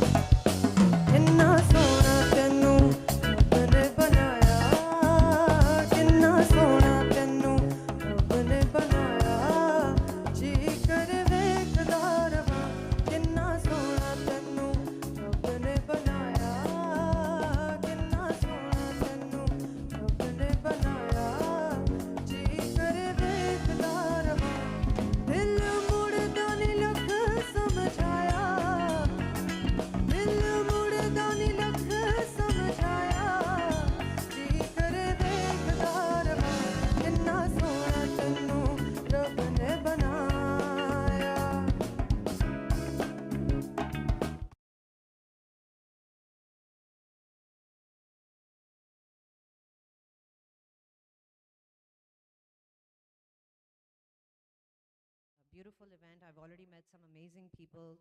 Thank you to the British Council and everybody involved in this event. What we're going to do today is throughout both days, we have smaller sessions, TED Talk style, about 15 minutes each. And we have some wonderful speakers, and we're going to get right into it and get started. For our first session of the Bites, our first speaker is going to be Sarah Ahmed. Her talk is titled The Power of Being Seen and Transforming How We Protect Our Children. Children are one of the most vulnerable groups in our society, and ensuring their safety and protection is one key responsibility of the state. Under Sarah's leadership, the Child Protection Bureau in Punjab has been transformed. Sarah Ahmed is a child rights activist and the chairperson of Child Protection and Welfare Bureau, Government of Punjab. Last year, I had the honor of meeting her, and I have witnessed how hard she works. We were at a conference against child domestic violence. So that's Sarah Ahmed. She is going to go first. After that, we're going to be followed by Adil Hashmi. His talk is titled, What is Hope Really? To think of it, what are words, for that matter? And what do words really mean? What is the meaning anyway? Let's talk about important words and their meanings. Adil Hashmi is a multi-talented personality who has made significant contributions to the arts and culture scene in Pakistan. Finally, we have Iram Shuja. Her talk is titled Redefining the Concept of Safety for Women. Gali Mohalle Se TV Screen Tak. In this compelling TED-style talk, acclaimed lawyer Iram Shuja delves into the critical intersection of cyber and physical laws and women's rights and awareness about laws and gender-based violence. She is an advocate of the High Court. She holds an LLB honors and currently serves as the senior legal associate at the Digital Rights Foundation. So without wasting any further time, let us all welcome Sarah Ahmed.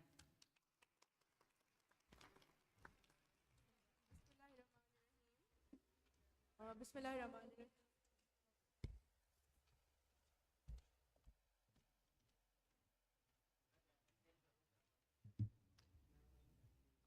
Okay, Bismillahirrahmanirrahim. Thank you so much for giving me this opportunity to speak to such an amazing audience at a very, very important festival organized by the team, WOW team and the British Council. So I really appreciate you for promoting our culture, for promoting the good work that is being done in the country. And I'm going to take you towards hope and towards positivity in my speech. So I'm the chairperson of Child Protection and Welfare Bureau, which is a department under the government of Punjab. I'm the chairperson. I'm heading this department since the last 5 years. And there are around 600 employees who report to me all across Punjab. We are present in 10 districts of Punjab, and we're expanding to the remaining.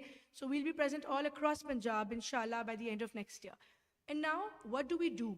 So this is the only department, this is the only government department in the entire country who has the mandate and which rescues children from streets. So we are working on street children, for abused victims, for child beggars, and to end child domestic labor violence, and also child labor in particular.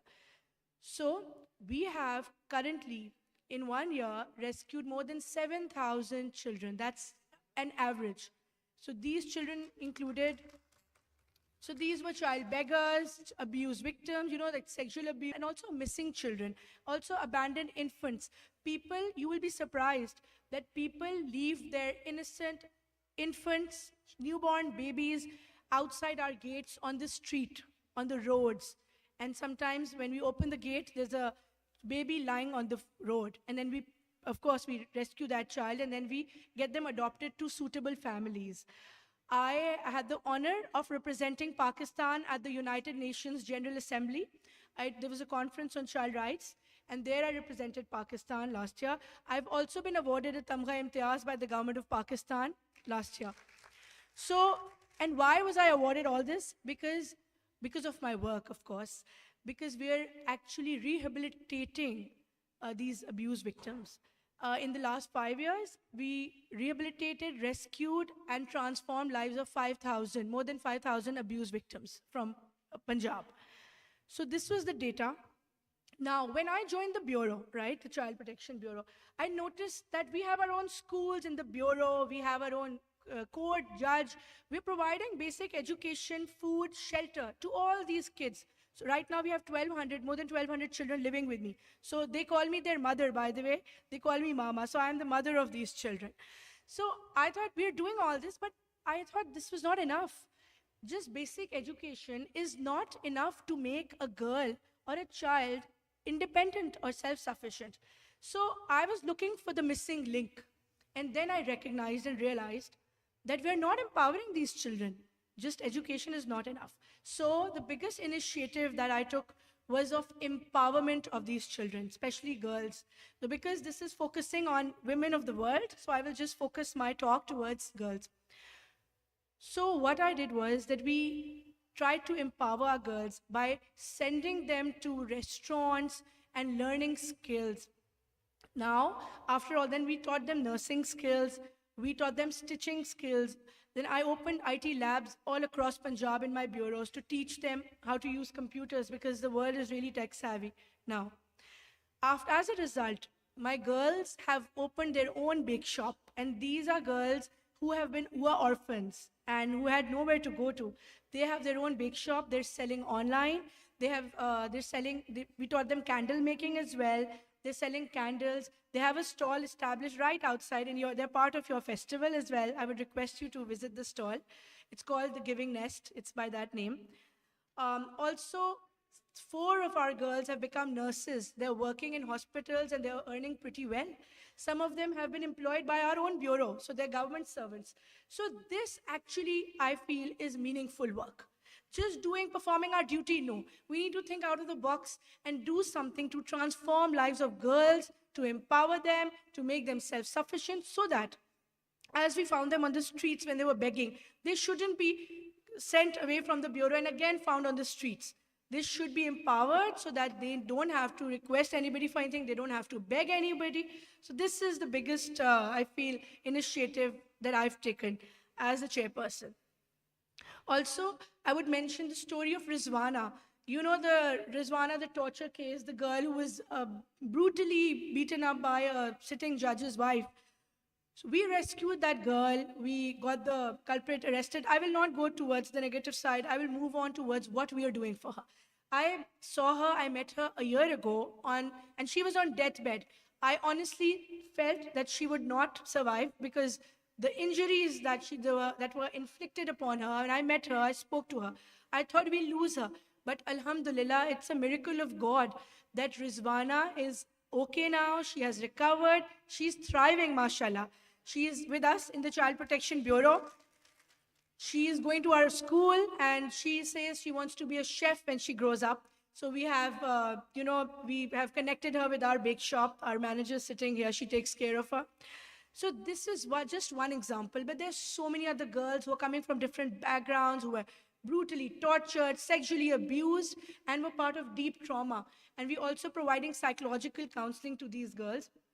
And you would be also, I want to tell you that sometimes these victims that we get who are subjected to abuse and sexual abuse, sometimes all they need is just our attention. They often come to me and they say that you're our mother and we just want to speak to you once a week. So I mean, just this much, touches their hearts and they start to feel better. Also, I'll narrate an incident.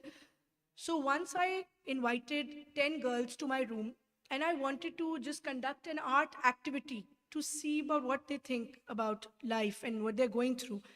So they have been living in the bureau since 10, 15 years. So I conducted an activity and requested them to draw whatever came to their minds on a piece of paper. I gave them a paper and a pencil. So after some time, I asked them to leave the room once they were done. Then I called them one by one to explain me their drawing because I couldn't understand some of them. So somebody drew a man holding a little girl's hand. Somebody drew a spatula and, the girl is standing there and he's trying to beat her. So, I mean, the reason why I'm telling you and I'm sharing this is that once these girls are subjected to abuse, these memories stay in their minds even after 10, 15 years. I mean, I didn't mention any abuse. I said, draw whatever comes to your mind, and they drew that. So our job is a little difficult and challenging also because we are supposed to bring them back to life. We have to remove that trauma from their minds and, involve them in such activities so they could move on in life. So this is the work that we are doing, and I'm hopeful that I could do more for these girls, for children, to empower them towards, women empowerment, of course. On this note, I would like to end this. Our helpline number is 1121. I want you to remember that. So if you see any boy or girl subjected to violence or as a child beggar or in any vulnerable situation or a missing child, please inform us on this number and we'll be there to help them in Punjab. If there are any questions, please, you're free to ask me. Thank you.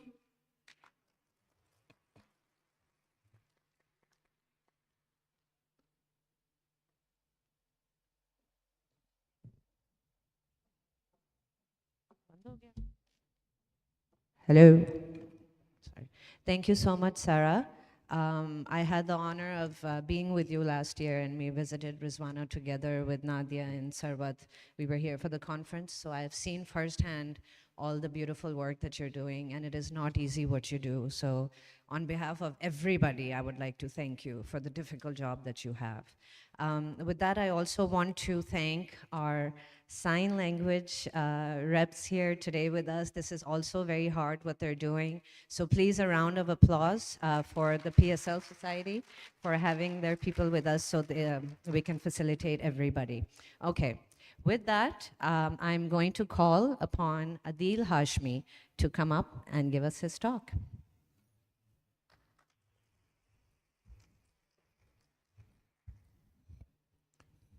Thank you wow और ये ख़वातीन ही का हौसला है कि women festival में किसी मर्द को बुलाएं।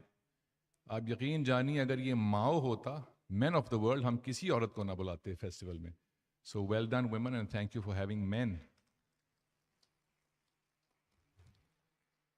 मुझे गुफ्तगू करनी है उम्मीद के बारे में। मेरी अंग्रेज़ी चूँकि ज़रा कमज़ोर है तो मैं गुफ्तगू उस ज़ुबान में करूँगा जिस ज़ुबान के दो लोग इस शहर में दफन हैं। इधर 1 किलोमीटर पे अल्लामा इकबाल है और वहाँ 2 किलोमीटर पे फैज़ साहब हैं। तो मैंने अंग्रेज़ी बोली तो वो नाखुश होंगे मुझसे। ये भी दुनिया में सिर्फ पाकिस्तान ही में हो सकता है कि अपनी ज़ुबान पे गुफ्तगू करने के ऊपर लोग दाद दें। Well done. मुझे गुफ्तगू करनी है उम्मीद के ऊपर। What is hope really? ये एक ऐसा जादू का लफ्ज़ है जो हम सुबह शाम सुनते भी हैं और इसके ऊपर हम डगमगाते भी हैं, रुक भी जाते हैं, इससे नाला और नाराज़ भी हो जाते हैं, पर ये लफ्ज़ है क्या? लेकिन इस लफ्ज़ को बयान करने से पहले मैं एक दुख शेयर करूँगा आप सबके साथ। और वो दुख ये है कि मेरे बचपन में, जो कि आज से करीबन 100 बरस पहले की बात है, उस वक्त ऐसे नहीं था, अब ऐसे है। तो यानी उस असना में कुछ हुआ इस माशरे में जो पहले नहीं था, और वो ये है कि हमने लफ्ज़ों के साथ दोस्ती कम कर दी, बल्कि ख़त्म कर दी। हम महफ़िलों में गुफ्तगू करते हुए, टेलीविज़न के ऊपर, घर में, स्कूलों, कॉलेजों, यूनिवर्सिटीज़ में, मुबाहिसों में, अदबी मेलों में लफ्ज़ों का ख्याल नहीं करते। ये लफ्ज़ इतने भारी हैं कि उसने माइक की तरह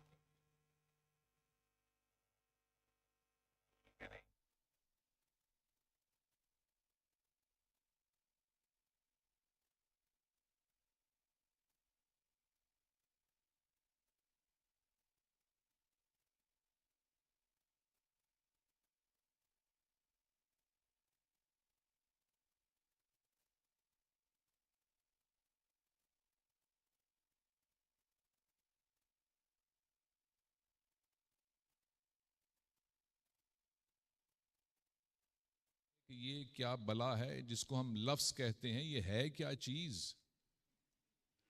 तो क्या ये एक साउंड है, एक महज आवाज़ है? कुर्सी, मेज़, जूता, आँख, बाल, बाजू, ये सब क्या है? यहाँ तक तो आसान था कि जब इंसान ने करीबन 1 लाख साल पहले ईजाद की या दरियाफ्त की ज़ुबान और अल्फाज, यहाँ तक तो ठीक था। उसकी वजह यह है कि कुर्सी या ग्लास या घड़ी या मेज़, ये सब कुछ मादी चीज़ें हैं, ये मैटर हैं, तो इनको बयान करना, समझना बहुत आसान है। मसला तब है जब वो चीज़ गैर मादी हो जाए, यानी वो चीज़ जो आँख से दिखाई न दे। तो आँख से दिखने वाली चीज़ तो सामने होती है, लेकिन आँख से पीछे की चीज़ आँख नहीं देख सकती, उसको एहसास देखता है। इन चीज़ों के लिए भी तो लफ्ज़ चाहिए। वो मोहब्बत है, इश्क है, गुस्सा है, तंज है, ये बहुत सारा कुछ है जो मादी नहीं है। उम्मीद भी ऐसी ही एक गैर मादी सी चीज़ है, लेकिन अभी थोड़ा सा और कुरेदना पड़ेगा, इतनी जल्दी हम इस तह में नहीं पहुंच सकते, थोड़ा और नीचे जाते हैं। और मैंने कहा कि हमने लफ्ज़ों से दोस्ती कम कर दी है, बल्कि ख़त्म कर दी है, तकरीबन नापैद हो गई हमारी दोस्ती लफ्ज़ों के साथ। तो करें क्या? ये लफ्ज़ चीज़ क्या है? अगर आपने अपने बचपन में, बहुत सौ का तो बचपन अभी चल रहा है यहाँ पे, और बहुत से बड़े हो गए हैं, लेकिन बचपना चल रहा है।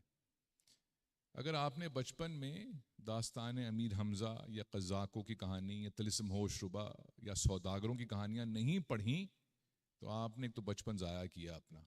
उसमें हुआ करता है कि एक सौदागर है या ताजिर है, वो हीरे अशरफियाँ एक पोटली में लेकर कहीं जा रहा है, और रास्ते में क़ज़्ज़ाक़ या डाकू आ जाते हैं, वो लूट लेते हैं। और मैं हमेशा इस बात से बहुत फैसिनेट हुआ करता था कि उस पोटली में अशरफियाँ हैं और हीरे जवाहरात हैं, और आखिर ये क्या चीज़ें हैं? ये एक पीतल है या सोना है या हीरा है? आखिर कमबख्त एक पत्थर की चीज़ है, इसमें ऐसी अहम क्या खूबी है कि सारी दुनिया इसके पीछे पागल है? वो है क्या चीज़? आप एक लम्हे के लिए समझिए कि जो लफ्ज़ हैं, जो हम रोज़ अपनी ज़ुबान से ऐसे गिरा कर ज़ाया कर देते हैं, हमारे कानों के ऊपर वो यूं पड़ते हैं। फैज़ साहब का एक मिसरा है, जैसे बंद दरीचों पे गिरे बारिश संग। ये कान बंद हैं और ऊपर कोई पथराव कर रहा है, हमारे कानों पे अल्फाज यूं पड़ते हैं अब आकर, और लफ्ज़ यूं गिराते हैं हम। ये चीज़ें क्या हैं? ये इंसानी जहन की, इंसानी सोच की, इंसानी फ़िक्र की अशरफियाँ हैं ये, जिनको हम आए दिन ज़ाया कर देते हैं। अब क्या करें इनका? इनको समेटने के बाद करेंगे इनका क्या? सबसे पहले तो ये देख लीजिए कि ज़ुबान का और अल्फाज का काम क्या है। उसका काम हरगिज़ सिर्फ ये नहीं कि मुझे ग्लास पकड़ा दो पानी का, या टीवी ऑन कर दो, या जूते वहाँ रख दो, ये काम उनका नहीं है।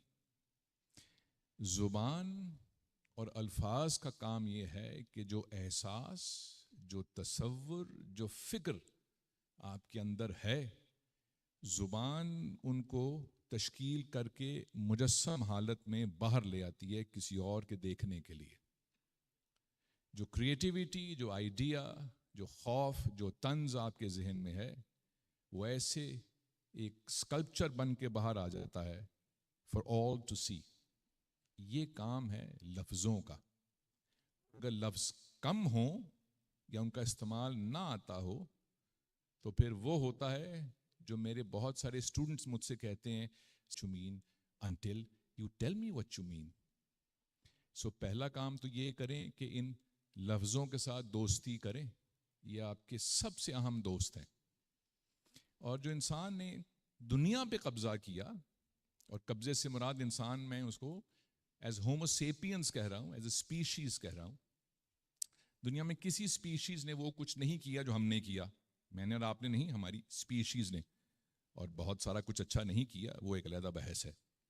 लेकिन वो क्या खूबी या खूबियाँ हैं कि जिसकी बिना पे हम होमो सेपियंस जो हैं वो हुक्मरान हैं दुनिया के, और कोई स्पीशीज़ नहीं है। वो क्या जादू है? वो 2-3 हैं, सिर्फ एक बता ही दूंगा आपको, दूसरों के लिए आप कुछ किताबें पढ़ लीजिए। और ये बताने से पहले एक तजुर्बा करते हैं। एक लम्हे के लिए आप तसव्वुर करें कि जो स्क्रीन लगी है, इस स्क्रीन के पीछे ऐसी ही एक कुर्सी पड़ी है, तन्हा। उस कुर्सी के ऊपर एक सफ़ेद बिल्ली बैठी है। हरगिज़ मैं तशबीह नहीं दे रहा इस बात को इरम के साथ, हरगिज़ नहीं दे रहा, ये तसव्वुरात की बात मैं कर रहा हूँ। और वो जो बिल्ली है जो उस अकेली कुर्सी पर बैठी है, वो अंगड़ाई ले रही है जो बिल्लियाँ लेती हैं, और एक गाना गा रही है। और वो गाना गा रही है दिल दिल पाकिस्तान। और उसके बराबर में, अगर आपने टॉम एंड जेरी का कार्टून देखा है तो बहुत अच्छी बात है, नहीं देखा तो तसव्वुर करें एक छोटा सा चूहा उसके साथ बैठा है जो गिटार बजा रहा है। और उसके बराबर में एक डॉल्फिन है जो गोल गोल घूम रही है और नाच रही है। और ये तीनों दोस्त मज़ा कर रहे हैं। ये जो मैंने भी तस्वीर कशी की, जो आप में से शायद बहुत सारे साथियों के तस्वुर में ये आई, बिल्ली गाना गा रही है और चूहा गिटार बजा रहा है और डॉल्फिन नाच रही है, ये फिजिकल वर्ल्ड में ये मुमकिन नहीं है। बिल्लियां जो हैं वो गाना नहीं गा सकती। गो के मुझे अंदेशा है कि आप में से कुछ ख़वातीन ऐसा गाती होंगी कि जिनको सुनकर लगता होगा कि शायद बिल्ली रो रही है, लेकिन असल में कोई बिल्ली गाना नहीं गा सकती। चूहे को आप गिटार बजाना नहीं सिखा सकते, और डॉल्फिन जो है वो ऐसे अलहमरा में नाच नहीं सकती। लेकिन अभी अभी जो हमने किया, हमने कलेक्टिव इमेजिनेशन में एक वर्ल्ड क्रिएट किया जिसमें जो इम्पॉसिबल है, it has just become possible. ये हमने कलेक्टिवली इमेजिन किया ऐसा एक दुनिया।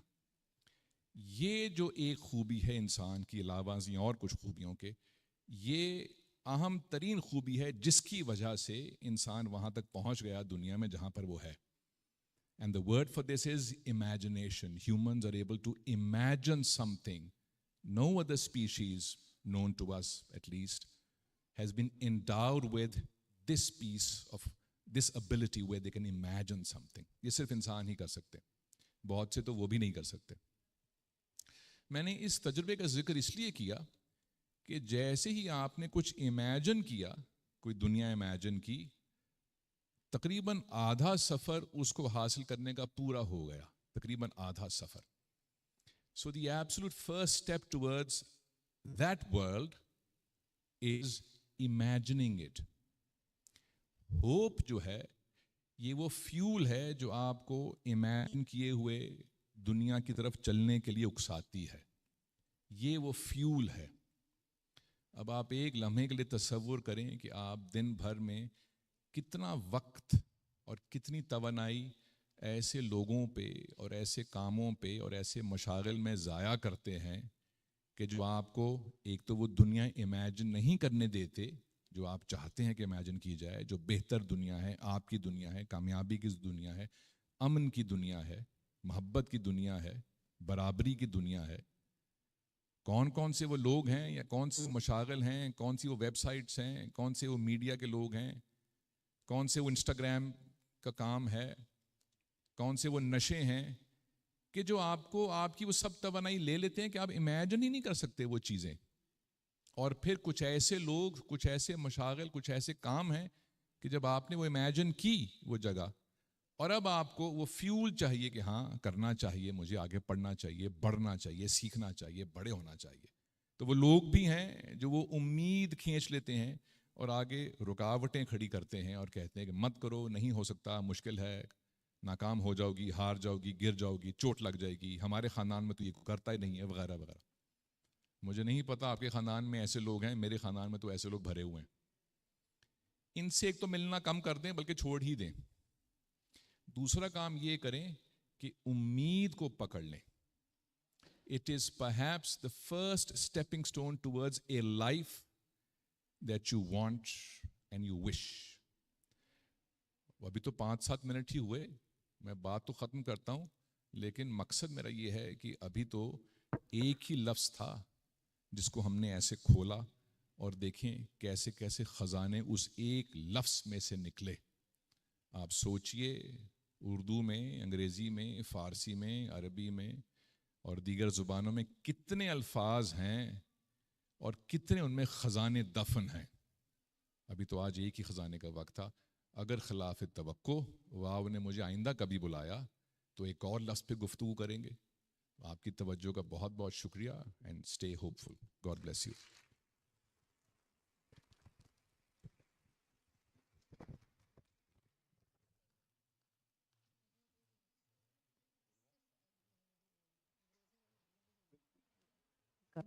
बहुत बहुत शुक्रिया आदिल हाशमी साहब, आपको हमने बिल्कुल गलती से नहीं बुलाया। Yes, it's called the women's world women of the world festival. But यहाँ मैं ये कहना चाहूँगी कि बहुत ज़रूरी है कि आपने उम्मीद की बात की, कि ये तो इस्टेब्लिश्ड हो चुका है कि behind every successful man there is a woman, but औरतें भी मर्दों के बगैर सक्सेसफुल नहीं हो सकती। और इस फेस्टिवल का मकसद मेरे लिए यही है कि हम ये सारे स्टेरियोटाइप्स ब्रेक करें। ना औरत औरत की दुश्मन है और ना ही मर्द दुश्मन है। और हमारी थीम फ्रेंडशिप है। तो आई थिंक अल्टीमेटली पॉइंट ये है कि हम इस चीज़ का इम्पोर्टेंस रियलाइज़ करें कि इन दोनों जेंडर्स में जब तक दोस्ती नहीं होगी हमारी सोसाइटी आगे नहीं बढ़ सकती। तो हर किसी की ओपिनियन, हर किसी की फीलिंग्स, हर किसी के सेंटिमेंट्स यहाँ पर वेलकम हैं। एंड मैं रिक्वेस्ट करूँगी कि आप लोग भी यही सेंटिमेंट्स लेके अगले 2 दिन चलें। खुद को ना औरत में कैटेगरी में डालें, ना मर्दों की कैटेगरी में डालें। We have a lot to learn this weekend, and with that I will welcome Iram Shuja to please come up and speak with us.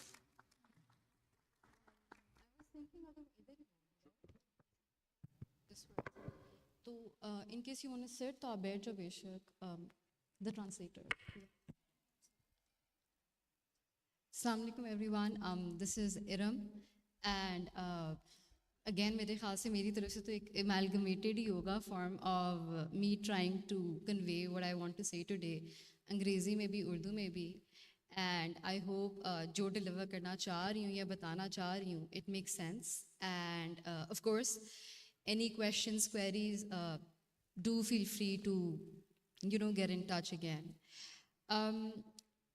I wanted to speak on the safety concept for women in our society basically today, and because this concept is very very dear to me.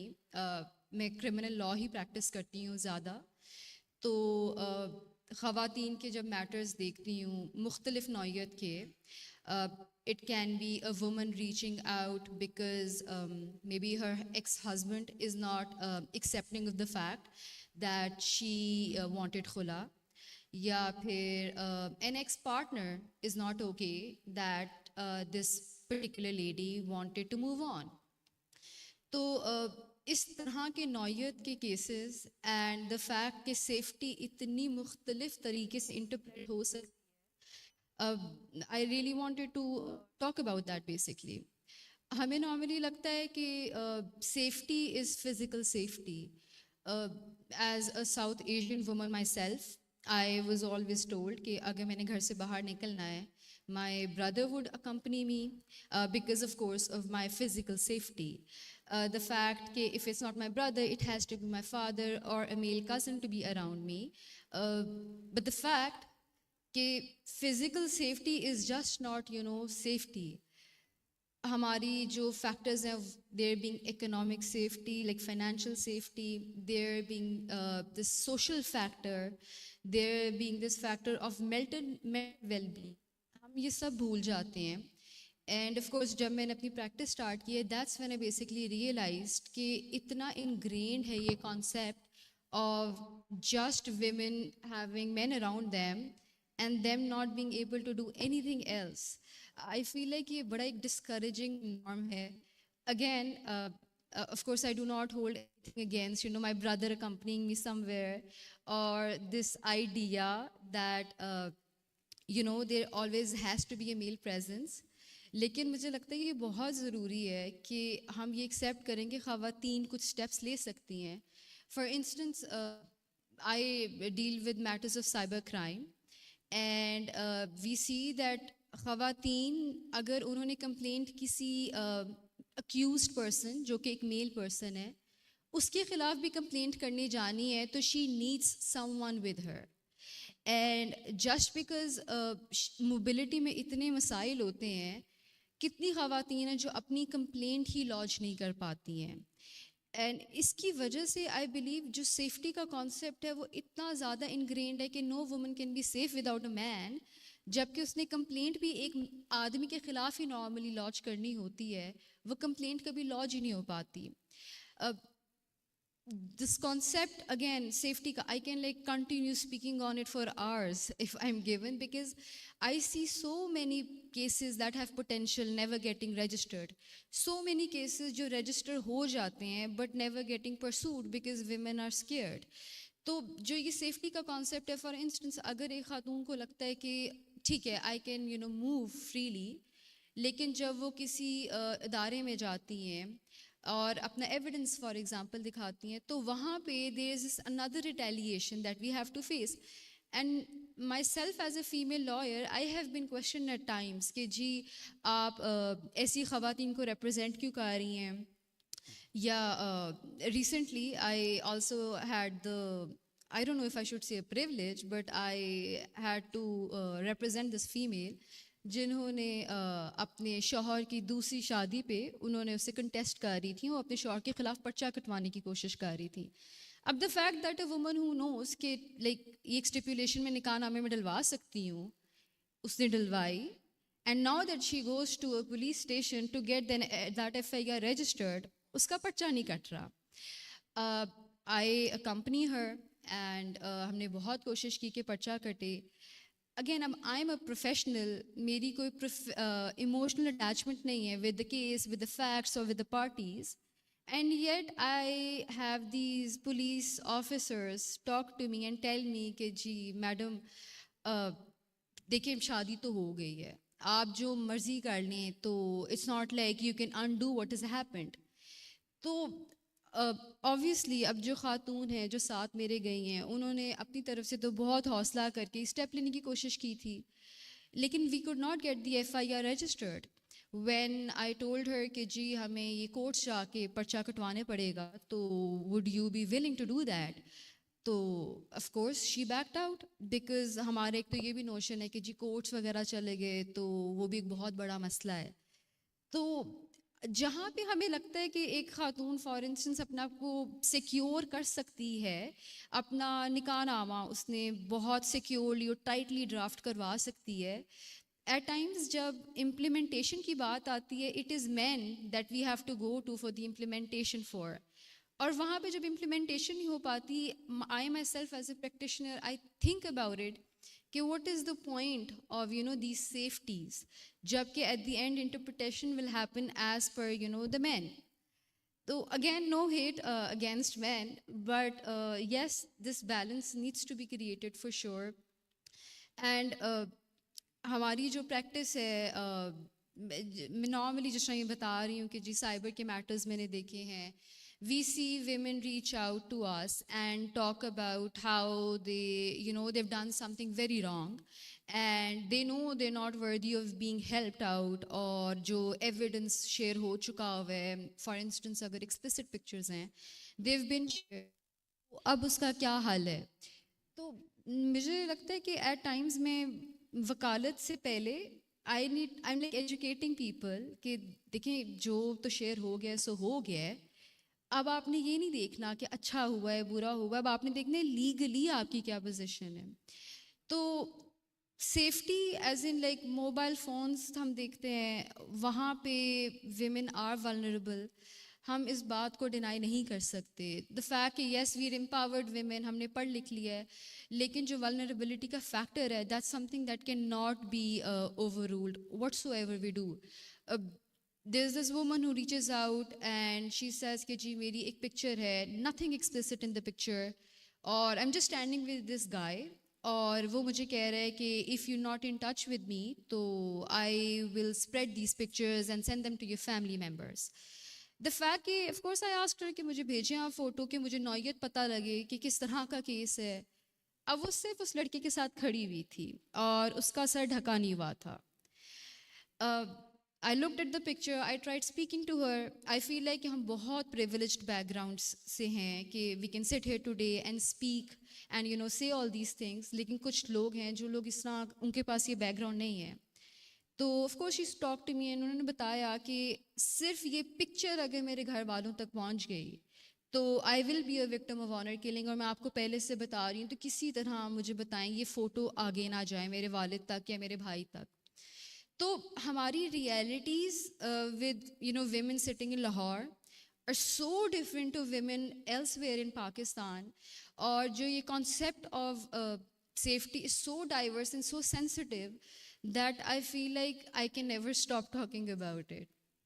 But yes, I feel कि women should be careful, women need to be careful. Yes, we are empowered, but we are vulnerable at the same time. And I hope that at least apne end tak, as a practitioner, I face a lot of resistance, especially when I'm going to kacheris and all.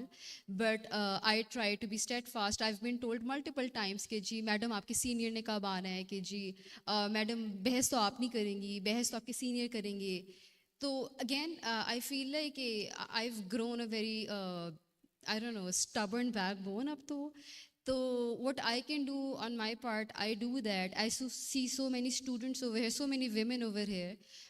Hopefully you guys can make the change that will actually at least help women hamari vicinity mein. So that's it from my end. Thank you so much.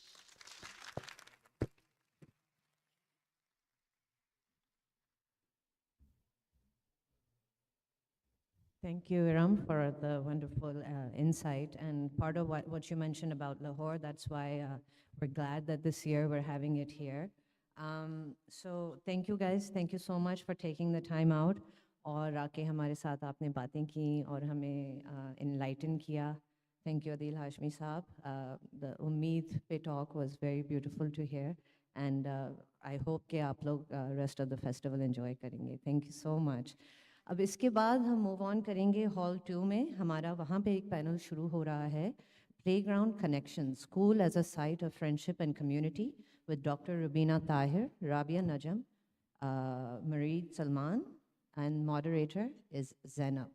सो आप लोग hall 2 में जा सकते हैं. In addition to that, इस वक्त central lawn में अगर आपके साथ बच्चे हैं तो कोई बहुत एक्टिविटीज़ हो रही हैं. Whoopee town board game. In the gallery, we have Gulrukh and the Missing Gems. It's a mystery facilitated by Science Fuse. Or Adabi Baithak, Women's Friendship, Capitalism and Care. ये सब simultaneously इस वक्त हो रहे हैं. तो अगर आप लोगों को कोई question है कि आपको कहाँ जाना है, कहाँ कौन सी talk हो रही है, please reach out to any one of us in the team. Thank you, everybody, and thank you, our panelists.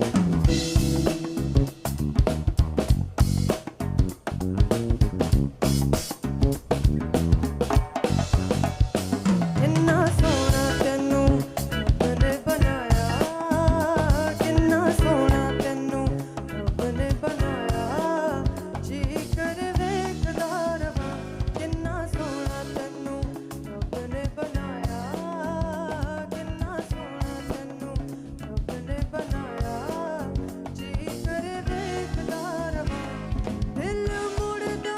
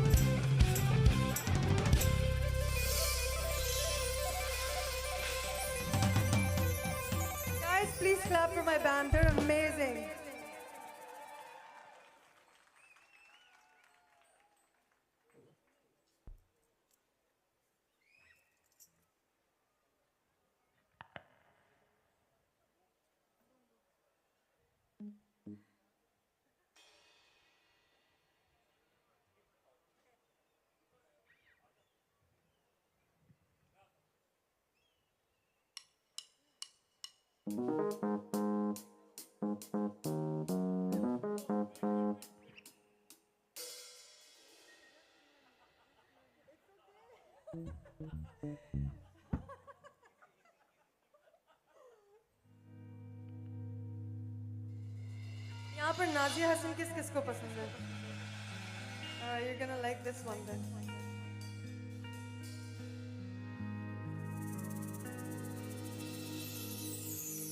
दिल में मीठी मीठी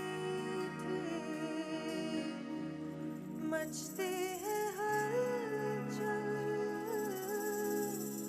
हलचल देखूं तुझको यूं ही हो जाऊं पागल पागल तू मिला मिला सहारा बिन तेरे नहीं गुजारा रोज नए सपने दिखा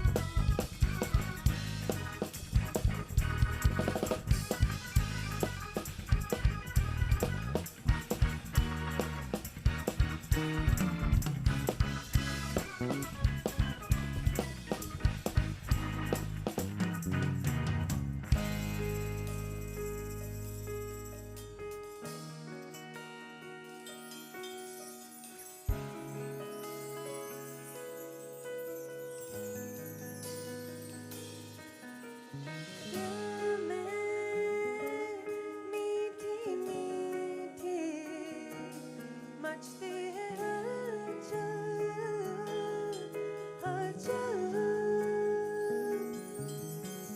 देखूं तुझको जो ही हो जाऊं पागल पागल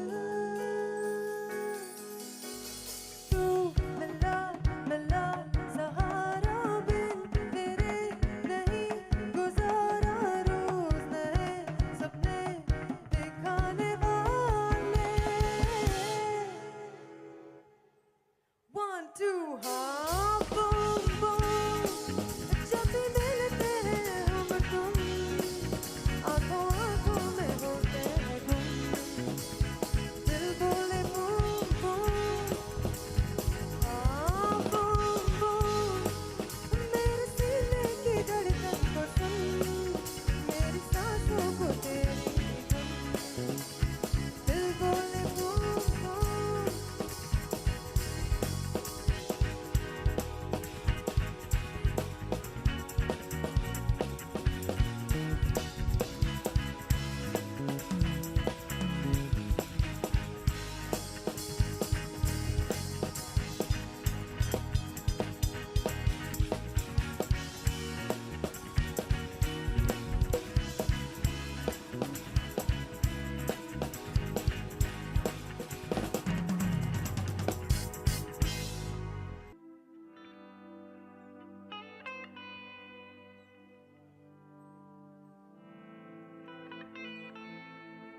नीले नीले अंबर पर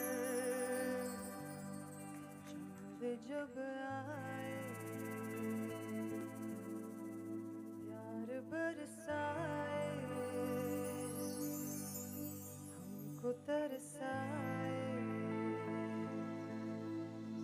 ऐसा कोई साथी हो ऐसा कोई प्रेमी हो प्यास दिल की बुझा जाए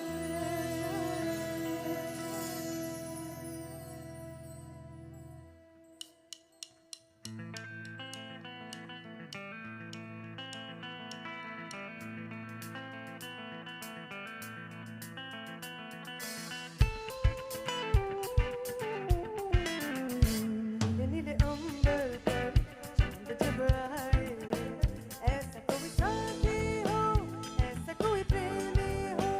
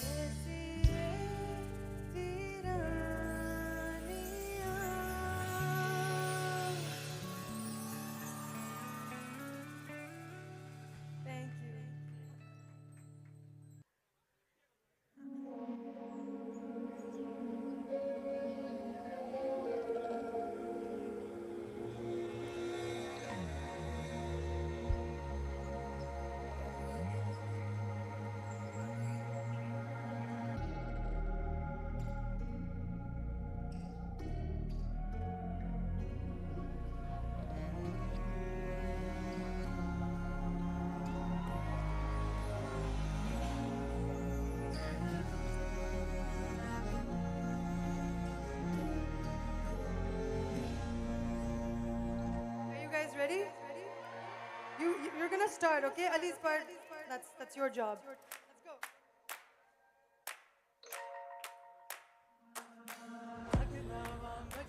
आन जान दी पसूरी नू जहर बने हाँ तेरी पी जावां मैं पूरी नू आना सी ओ नहीं आया दिल बांग बांग मेरा टकराया कागा बोल के दस जावे क्यों दी चूरी नू रावा च ओनू लुकावा कोई मैनू ना रोके मेरे ढोल जुदाइयां दी तेनू खबर के वे होवे आ जावे दिल तेरा पूरा भी ना होवे ओ हाँ बनिया बनाइया दी चल बात के वे होवे आ जावे दिल तेरा पूरा भी ना होवे पीछे वालों की आवाज नहीं आ रही भूल गई मजबूरी नू दुनिया दी दस्तूरी नू साथ तेरा है बतेरा पूरा कर जरूरी नू आना से ओ नहीं आया रास्ता ना दिखलाया दिल हमारा बेसहारा हमेशा अधूरी नू सारी में जावा मैं तेनू बुलावा गल सारी ता होवे मेरे ढोल जुदाइयां दी तेनू खबर के वे होवे आ जावे दिल तेरा पूरा भी ना होवे ओ हाँ बनिया बनाइया दी चल बात के वे होवे आ जावे दिल तेरा पूरा भी ना होवे Can you guys move a little bit please? Yeah, that's what I'm talking about.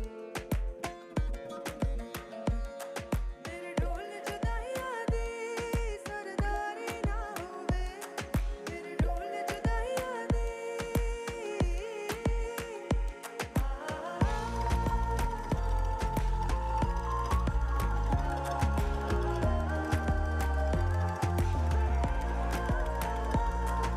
जुदाइयां दी सरदारी ना होवे दिलदारां दी सब यारां दी आज़ारी ना होवे दिलदारां दी सब यारां दी आज़ारी ना होवे आ चले लेके तुझे मैं जहाँ सिलसिले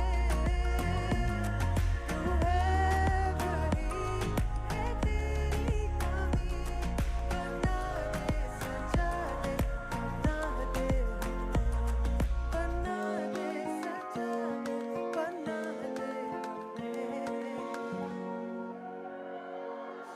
अगला मजबूरी नू आन जान दी पसूड़ी नू जहर बने हाँ तेरी पी जावा मैं पूरी नू बावच ओनू लुकावा कोई मैनू ना रोके मेरे ढोल जुदाइयां दी तेनू खबर के वे होवे आ जावे दिल तेरा पूरा भी ना होवे ओ बनिया बनाइयां दी गल बात के वे होवे आ जावे दिल तेरा पूरा भी ना होवे पूरा भी ना होवे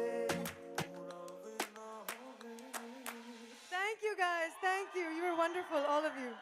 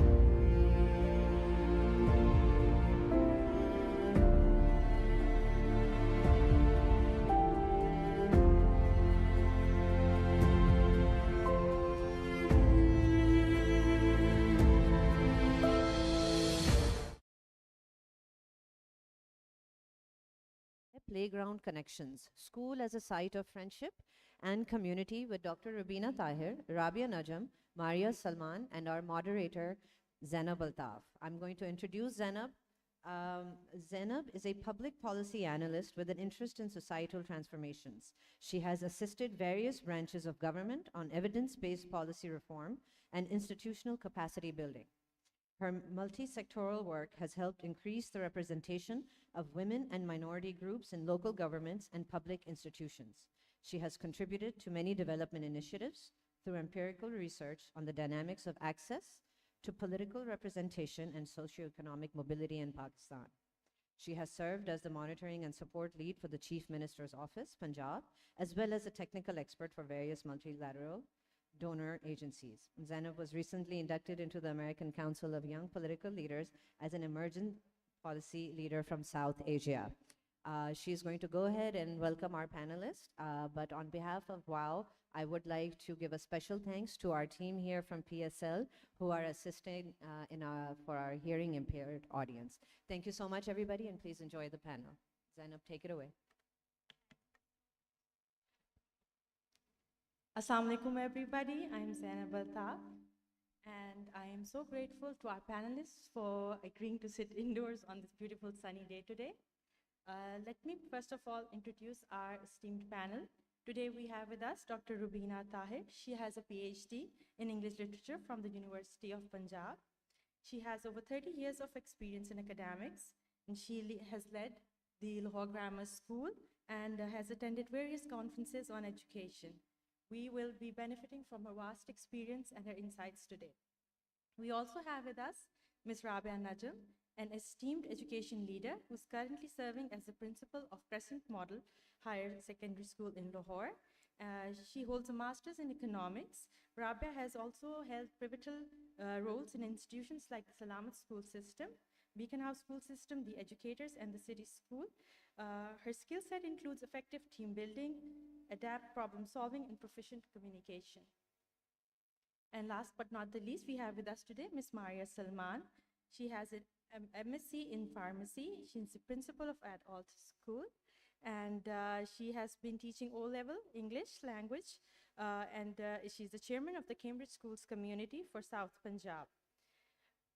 So today, since we have with us three guests who have dealt with different and a very varied, you could say, in stream of education in our country, we will be talking about how schools and playgrounds in particular serve as sites for community building and connections in any walk of life. As children, school is the first site of communication and relationship building, and our panelists have been dealing with it and guiding not just students, but also those who impart this very valuable education to those children through a number of varied ways.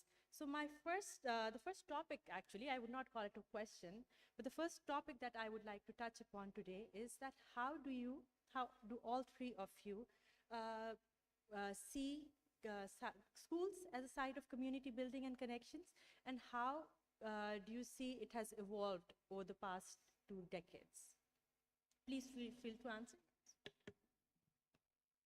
Schools are a great forum for community building. You have so many projects that you do, and they are team building. They teach children leadership skills. At our school, for example, we do a lot of projects with the British Council. So we did the International Schools Award, where children got together and connected with schools in Pakistan, abroad, international schools as well. And then they did like-minded projects, and then they shared their work with each other. So they got to learn a lot of digital skills, and they got to be able to hear other people's perspectives. And I think when they're working in a team as well, it teaches them a lot of things about how to get along, compromises that they have to make, skills that they learn from each other. So that's a really good way that, schools can inculcate a sense of community amongst children, not just for girls, but for boys as well. And because we are, all learning from each other, we give them a safe space where they feel included and they feel confident enough to voice their thoughts and opinions, and they will come forward. And I think those are the friendships and the lessons that they learn that stay with them throughout.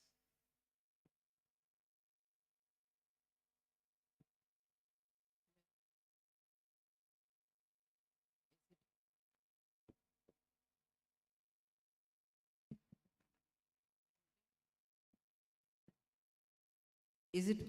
Yes, it's working. I think it's good afternoon now, everybody. This is actually a topic which is very close to my heart and something I've been passionate about for the better part of my life. And I have been in education for the last more years than I would like to admit. But yes, certainly. I think that it's so important, I think all important, that we build a safe communal space for our students in their educational spaces, because all academics and all their achievements actually come out of how they feel about it in class. There are so many ways that we try to integrate different kinds of practices through obviously recognized theories, but we put them into practice and implement how we can build their bonds and relationships through activities which are known as co-curriculars or extracurriculars, which are very much part of essential curriculum now, where they meet outside of the academics, and we have various clubs and societies where they mingle the juniors with the seniors, whether it's for dance or music or debates or sports or whatever. And this is how they forge their friendships. And this is how they build a support system for each other. And it has become, I think, most schools, if not all, follow this, because out of that, then they form an identity. It's very important for them to have an identity in school and feel a part of that institute, take pride in that. And that only comes with all the activities they do and everything. And enjoy education, because education is not just getting from A to B, getting your A stars and then going on to good universities or Ivy Leagues or whatever. I genuinely feel and have felt all my life that education is a journey that one must enjoy. Education is just beyond the degrees. Education is what makes you who you become. And if I may just touch upon something that I think is equally important when you talk about building a community and friendships and how to go about it, they are learners, they are young minds, very impressionable. So they actually look at the teachers and the faculty as role models. So what we try to do is have a very good supportive system and a good collaborative system for teachers also, where we provide a lot of opportunities for them to be able to collaborate with each other. Because I think over the years, like you rightly said, that education has evolved, times have changed, and the word competence, I feel, is used a lot in school. You know, is she a competent teacher? Is so-and-so a competent student? I think competence has taken on some kind of different connotations, and it has depersonalized it. It has kind of made it more mechanical, more clinical, and certainly more depersonalized. So I think that what we like to nurture in our schools is to be able to show the students that competence doesn't necessarily means perfectionism. It means vulnerability also, where you have that safe space to be able to project your vulnerability. And so the teachers do at the same time. And that is where the students feel that this is a place where we can talk about maybe our areas of insecurity or our shortcomings and everything. So yes, I think schools play a vital role in young people's lives, and we have to take our jobs very seriously, very responsibly, and to make them at least get the best out of their own potential. A non-competitive environment It should be a more collaborative environment where competition is not the focus. It is to get the best out of who you are. You're not competing with someone else. And if you've done your best, for us, at least that's good enough. We've done our job.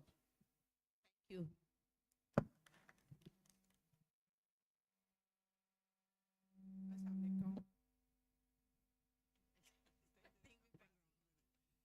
Assalamu alaikum ji. Well, I think already there's a lot that has already been said about it, but I'd just like to talk about in a different perspective, playgrounds overall, whether they're in school or outside the school with, the community parks and all these areas where children and adults go to, they make their own communities and connections. So these are very important that they get to know people, like-minded people, people having similar interests in sports or otherwise. We have seen in parks and, most of the parks, there are yoga clubs and all those areas where even adults like to go to, and they have formed their own communities. So it's likewise in schools. It's even more important. Besides the fact that it is healthy, it's a healthy activity and it's required and all these things, children, they behave like themselves. They are themselves when they are in a playground in school. While they're in the classrooms, they are, their academics are taken care of, and that's one side of their personality. But when they go to the playgrounds, they're making connections. That is irrespective how they're performing in the classrooms. They have to exhibit tolerance, patience, collaboration, competitiveness, all these skills, the life skills that are developed in the playgrounds only. So those are also very important connections. And then in my school particularly, we are very, keen on sports. We have a very good and very effective sports department. And I would want to mention here that even during summer break, when all schools are off, I have a sports camp of about 3,000 students who like to come to school. And, we have to give them a month off so that they do not come to school, and we kind of renovate and do our repair and maintenance during that time. So this shows their connections with their friends, even when they're not coming to school or otherwise. So that is a reflection of how important these playgrounds and sports are, because they're not coming to school for academics, they're coming for sports only. They have their friendships, they have their connections, which are later lifelong connections that are developed during sports activities. And yes, the curriculum also supports that, because when we are talking about the complete personality of a child, which the schools take responsibility of, it is important that they learn how to conduct themselves when they're outside of the classroom, when they're at a public place, when they are dealing with each other, when they're in competition with each other. They have to show that tolerance, that patience, and that acceptability for each other. That's extremely important, and I think that's the most important thing as a nation that is required now.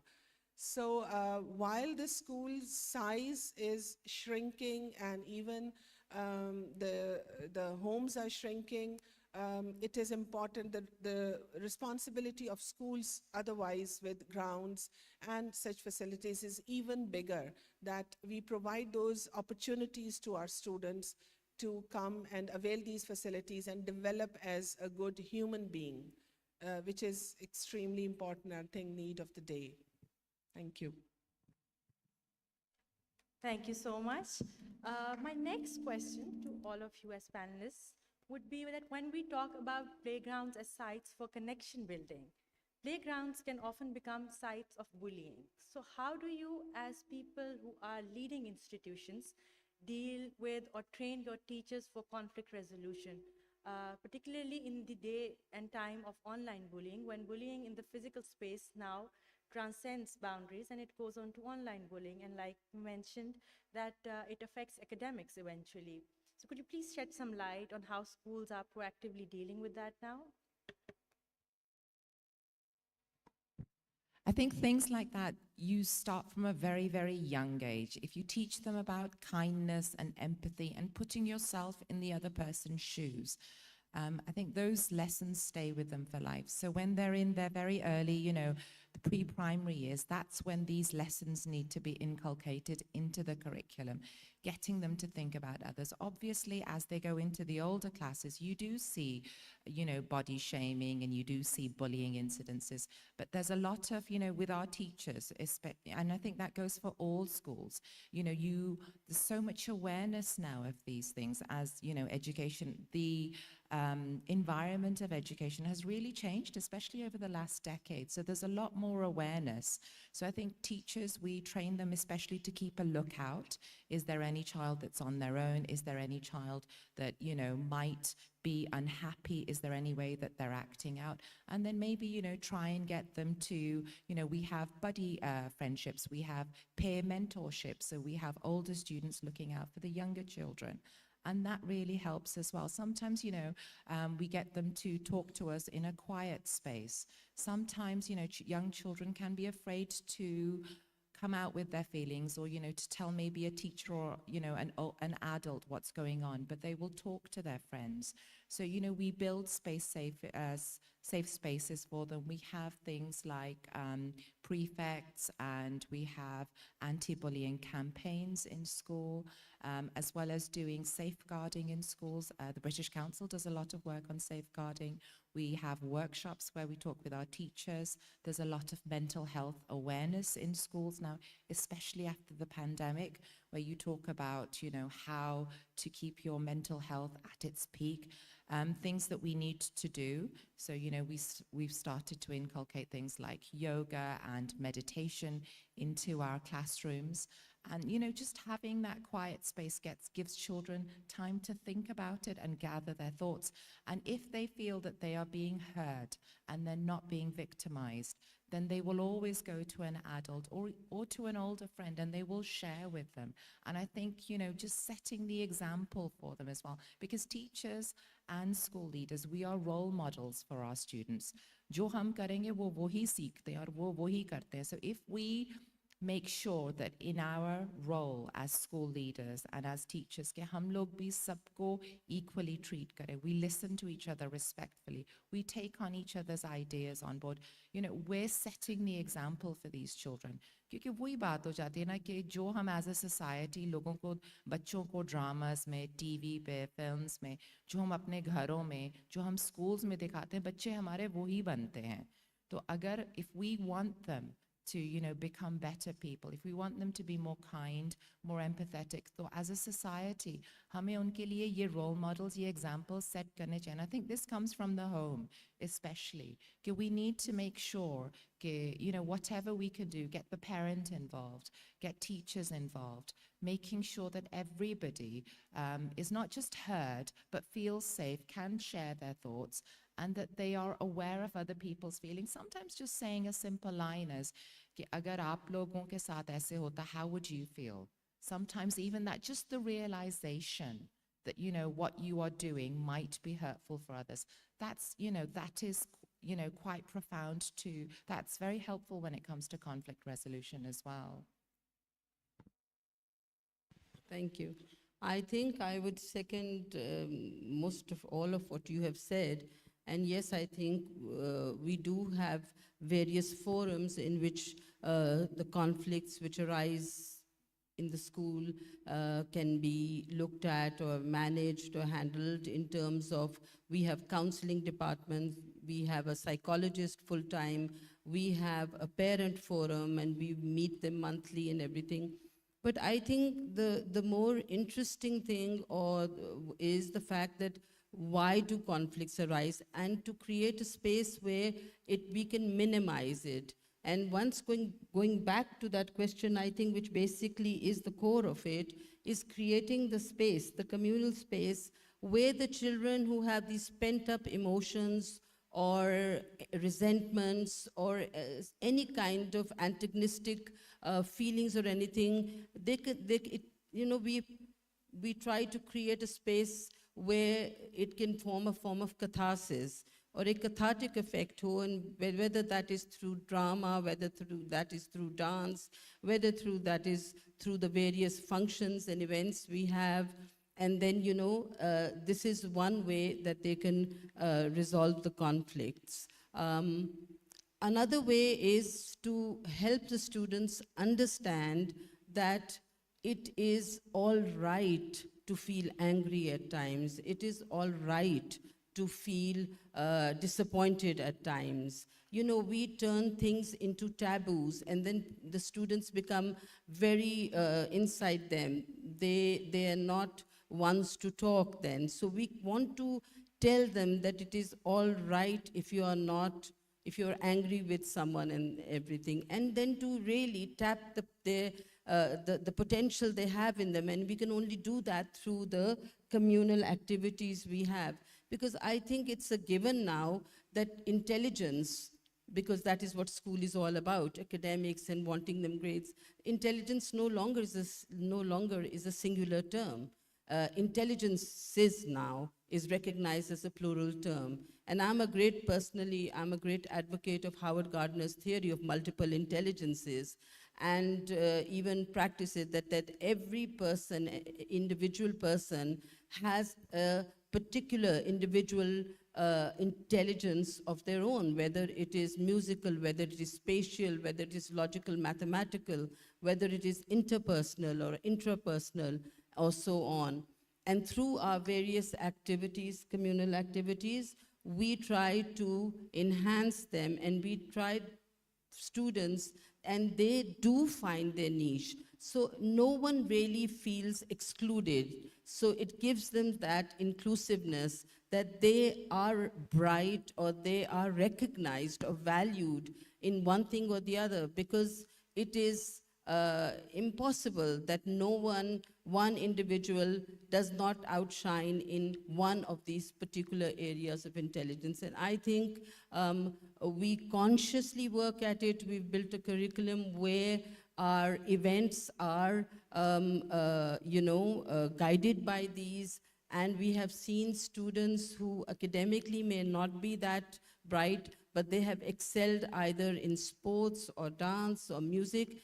And the best part is, because of that, they have been accepted on scholarships in such prestigious universities simply because of what they have done outside the classroom. And it lessens the conflict that takes place. So it's not the old days anymore where there's a fight and you bring them to the principal's room and say, "Acha, aapka kasoor tha, you're suspended, you're this." It's a different world now, and I have seen the change every 5 years. And we are not dealing with the same students because of the exposure or the, of the, the technological world and everything. So yes, education is evolving also.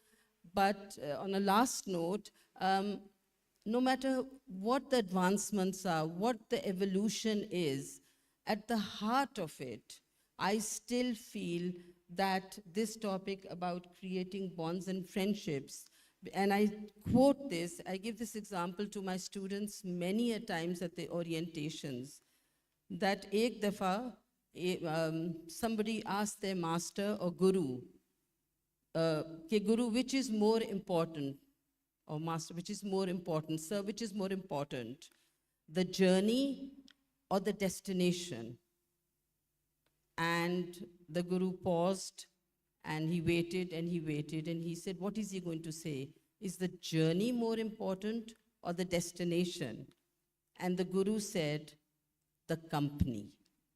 So it is the company you keep and how you go about it.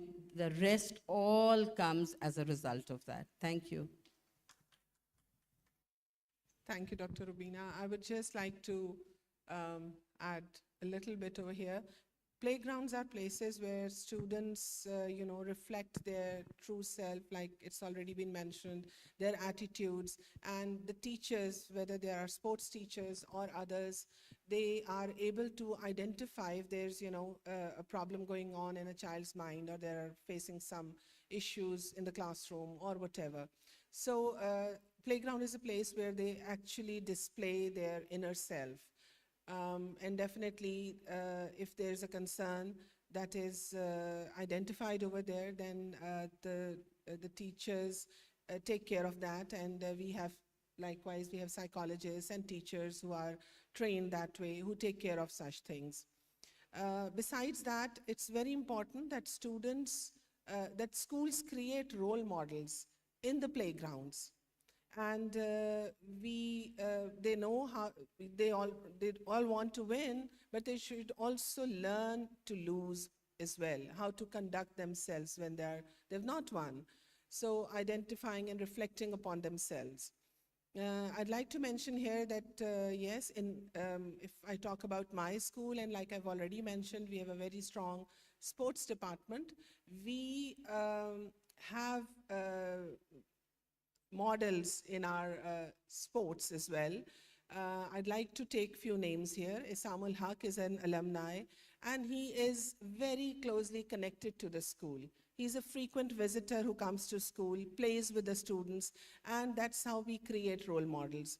We have the under-19 hockey team captain, Hanan Shahid, is also our student. He's regularly invited to school events, and he's always very kind to be there for our students and talk to them, and teach them the skills, so they're connected to, and they see those positive role models. Ihtisham Humayun, a tennis, star who's just, entered, he's representing Pakistan at the national level again. He's also a student, and just last week they were all here in the school. There are students who are playing in PSL these days, and they are visiting school. So now, students get connected to them. And these are the positive role models. They talk to them about their win, and when they did not win, when they were losing games, what did they gather out of it? So these role models are extremely important when they come and they talk to the students. And that's more inspirational for them, and they get motivated and they learn more. So like we are talking about community connections through playgrounds. So yes, these are the playgrounds where even when the students have passed out from the school, they're still coming back to the school. So that is the connection that has been created between the school's playground and those alumni who is not with us, but they still like to come and do their part. And our alumni usually mentions that it is time for us to pay back to the school. Now, all these feelings, in these students are because of the playground connections. It has connected them to their friends, that, the lifelong friends that are there, and to the organization, to the institution itself.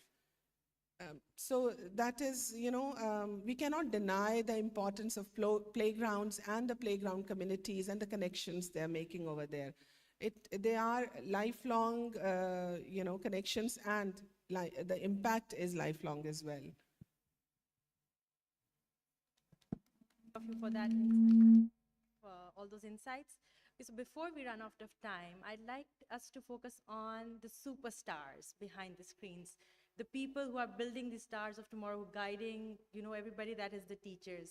As the leaders at your respective institutions, how do you feel that schools build a sense of community for the women and the men who come to teach, who show up every day for these children? Because they are the ones who are building the future of our nation. And even though women make up a large part of the education sector in Pakistan, being in the education sector is simultaneously a mark of respect, but also taken for granted by the larger community. So when you see women come into the workforce at your institutions, do you think, do you see a boost in their self-confidence, in their ability to deal in their personal affairs also?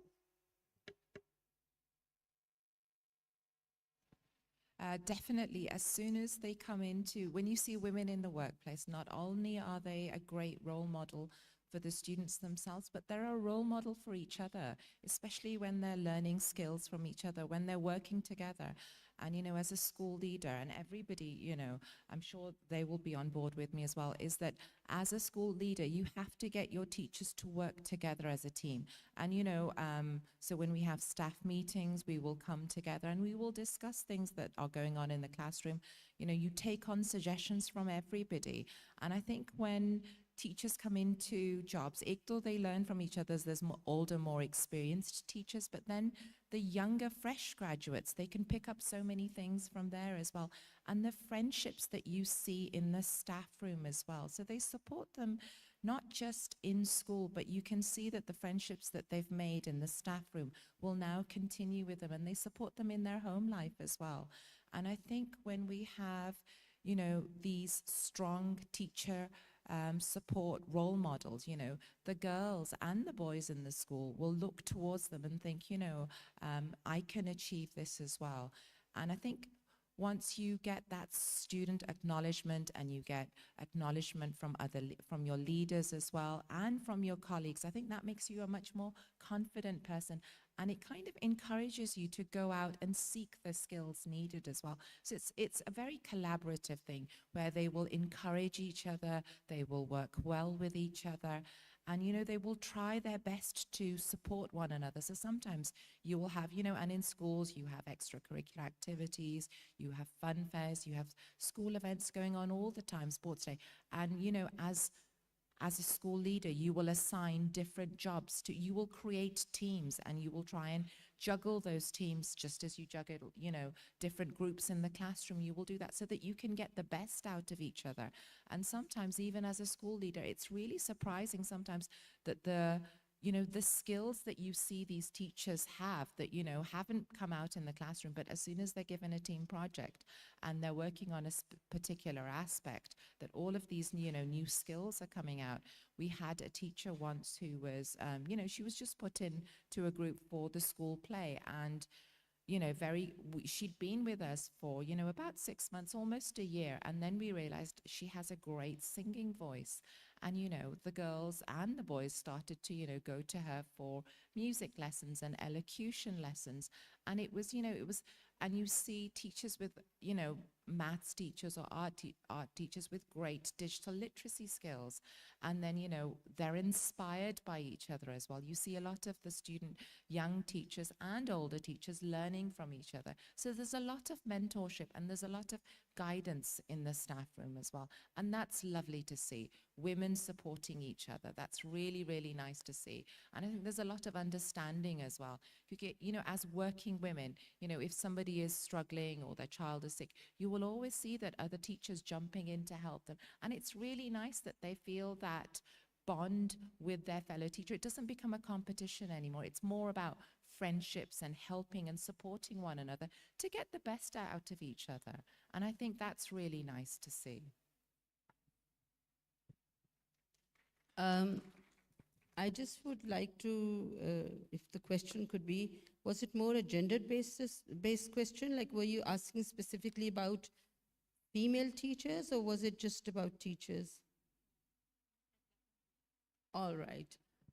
Because I think as far as this goes about female teachers and male teachers, and in today's, I have seen the difference that this preconception or misconception that male teachers are better at maths and sciences and women teachers are better at humanities and all, I think this is no longer, at least it doesn't exist in the schools that I am associated with, or whatever it is. We have brilliant female maths teachers and we have brilliant humanities male teachers and everything.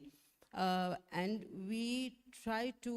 what we try to cultivate or inculcate in the students is the fact that gender is a biological thing and it is there, but not to differentiate or discriminate on that basis at all.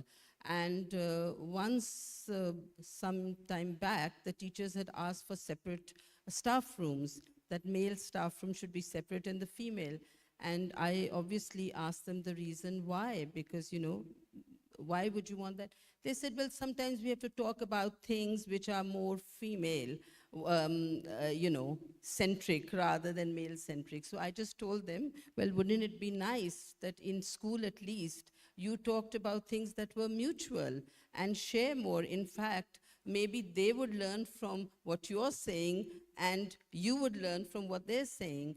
And at the end of the day, it's a brilliant arrangement. They all sit together, they are friends, they are colleagues. And this is what we then project to the students also, that when you go out, because mine is I didn't mention it, it's an all-girls senior school where we have O-level students and we have A-level students. So I'm talking about from 14 to 18, very impressionable ages, but yes, young adults. So we want them to see, we want them to experience the fact that there's a real world out there, that tomorrow if they are going to go in the career fields or higher education, they're going to be in a similar situation. So like someone rightly said, that the teachers have to be role models in every way. Not only in academics should they be, but they have to show relationships and how the two genders can work collaboratively, be friends, be colleagues, and be empathetic to each other's particular, roles and concerns and everything. And I think that is where they learn, once again, in the classroom, outside the classrooms. And we create spaces where teachers, like for example, if somebody's birthday, somebody has a grandchild or a child or whatever, we celebrate it, rather they celebrate it in the staff room, or the admin will celebrate it for them, because we want the school to feel like a second home, both for the faculty and for the students. This is where you're spending half your life, half the days of your life, and it cannot be in a place where you don't feel like it's home. So yes, it's very important that the faculty who is nurturing, who is in contact with these young minds, they are also in a safe place. They are in a place where they want to be. They don't think of it as work. They think of it as a place they want to get up in the morning, meet these young minds, and feel rewarded for having done their bit. Thank you. I'd just like to add, actually mic मेरे पास आखिर में आता है और सब कुछ कहा गया होता है. So I'm not left with much to talk about, but I would certainly like to mention here that just like students, when they step out of their classrooms, it's important for them, and they are themselves, and that's the time where they are free to be themselves and not monitored that way, or not in that situation where they're confined to themselves. When they go out in the playgrounds, they're different, they behave differently, and their attitudes change a little bit. It's likewise for the teachers. They have to step out of the classrooms, they have to step out of the staff rooms to be themselves, and that is very, very essential. They can't be doing their notebook checking, preparing for the lessons, planning, making props, making resources all the time, starting from 7:30 in the morning till 2. It's not possible. They have to have some breaks there. So it has to be outside of the staff room, maybe in the playground. Like if I talk about my school, yes, we see a lot of teachers, they're sitting outside on the benches, they have their round benches, and they are taking their snacks, their lunch, whatever, sitting in groups, and they're free to talk. And not only that, they should be, like I said, we are very particular about sports, and we have a very strong sports department for the students. It's likewise for the teachers. They have their gym hours. The gym is available for the entire day. They go there and they work out, and I think a lot of they get their energy from there. Not that they get tired, but yes, they take a lot of energy from there. They feel refreshed. So that is important, that they step out of their routine task and ease themselves and rejuvenate themselves, and they come back to work in the classroom, in the playground, with more energy. So they, they're also making connections over there, just like the students. And like I mentioned earlier, that it's not only in school playgrounds or in the schools, but in everywhere, in the parks or all those free spaces. We all make connections over there. We all make friends over there, irrespective of the background, the educational background, the work, professional background, or anything. It's just where our minds click, where our ideas click, and the interests and hobbies click. So there have to be connections with people who think about the same things. They talk about the same things. Like Dr. Rubina said, that there has to be some, some commonality when you're talking to people. So it's not always your workplace or in schools, but it can be outside the schools. Like our staff, they like to go out for lunches and parties and dinners. And that should always be encouraged, because that is the time when they are themselves, they dress up just as they want to, not dress professionally. They like to do that. So that freedom and that opportunities are very much required and needed, and they should be there. And I'm sure all the schools are doing that, and all our staff, they have their me times, at the end of the sessions, during the sessions, whenever there are some celebrations, student celebrations, their excellence awards, or any of these things. They are provided those opportunities to enjoy and connect otherwise. When some staff members leave the school, they're still connected to each other. They make lifelong friends. We make friends. Like, I've worked in different organizations, and the people working in multiple organizations now, and we have our connections there. It's likewise for, I think, every area in the school or at any workplace. Thank you so much. I feel like we've just barely scratched the surface of this very important topic. And once again, I'd like to thank our esteemed panel, Ms. Myra, Dr. Rabia, Dr. Rubina, and Ms. Rabia, for coming here and taking out time to speak about this topic that has wide implications for social change. And on behalf of the WOW team, we were very honored to have you here, and I hope this conversation will continue across multiple forums later also. Thank you, everybody.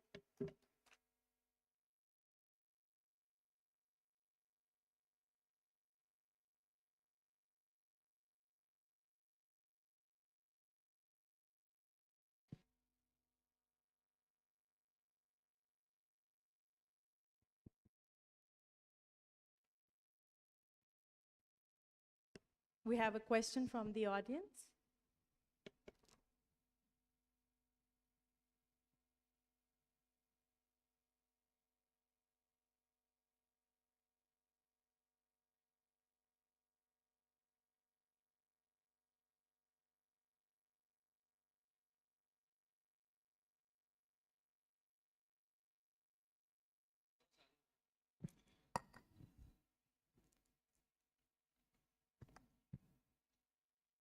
शुक्रिया जी for the opportunity to ask a question.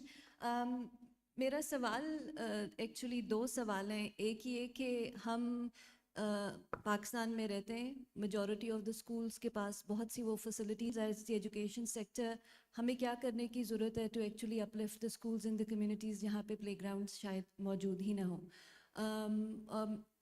ये जो urban rural का divide है, इसके लिए हम क्या कर सकते हैं एज द एजुकेशन कम्युनिटी. दूसरा सवाल मेरा ये है कि जब आप प्लेग्राउंड्स में पाकिस्तान में देखिए, चाहे वो स्कूल के अंदर हों या स्कूल से बाहर हों, तो जेंडर डिवाइड प्लेग्राउंड्स में ही नज़र आता है, and then it carries on हमारे मुआशरे के हर सेक्टर में और हमारी ज़िंदगी के हर पहलू में भी वो सेग्रीगेशन नज़र आती है.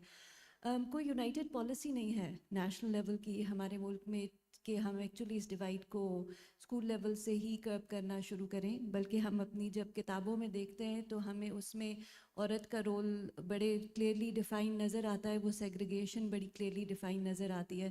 तो I am wondering as educators, आप लोग और also any suggestion that you think for people like myself जिनको पॉलिसी से इंटरेस्ट है, कि हम क्या पॉलिसीज़ इंट्रोड्यूस करा सकते हैं कि एक्चुअली जेंडर कॉन्शियसनेस और जेंडर न्यूट्रलिटी की कॉन्शियसनेस हम अपने स्कूलों से शुरू कर सकें. शुक्रिया. Since we're a bit short on time and the next session has to start, could I please request you to keep your answers brief?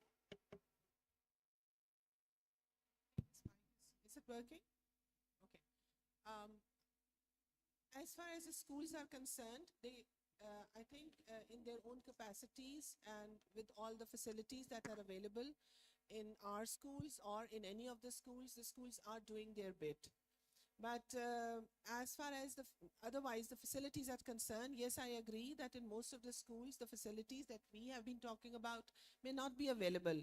But then I think in the communities, we have to just look around and see that whether these facilities are available or not. And in most cases, I think that such facilities are underutilized. Like if we go to a lot of areas, we see children playing outside. If you go around Gaddafi Stadium, वहाँ पे इतना बड़ा parking lot है जहाँ पे weekend पे बच्चे बहुत ज़्यादा cricket खेल रहे होते हैं. And there are children जो वहीं से players बन के भी निकले हैं. Not only that, there are otherwise playgrounds that are available in almost every community. जब भी कोई community develop होती है, as per government rules also, there is space allocated for parks and these places. So they are available, and our children are using those facilities. हाँ, I totally agree कि वो कोई structured नहीं है, उनकी कोई maintenance नहीं है, and somebody or even we have been doing that, like when our students go out and the facilities are not there, we try to create those facilities for all the students who are participating in an event. So we do that. But I'm sure all the other schools who can afford to do that, they're doing their bit. But like I said, it's a huge undertaking. Not one school or one organization can do that. However, the facilities at government level, whatever is available, even that is underutilized. Ms. Najam, we now sadly have to vacate this hall for the next session. Thank you so much again, and thank you for listening, everybody.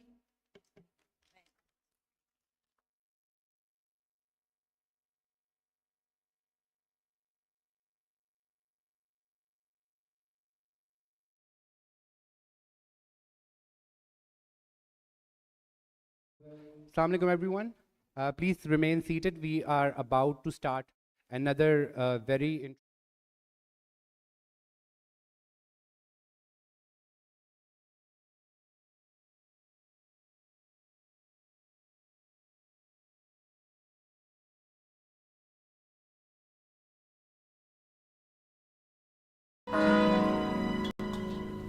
ओहो, अकेले अकेले कहाँ?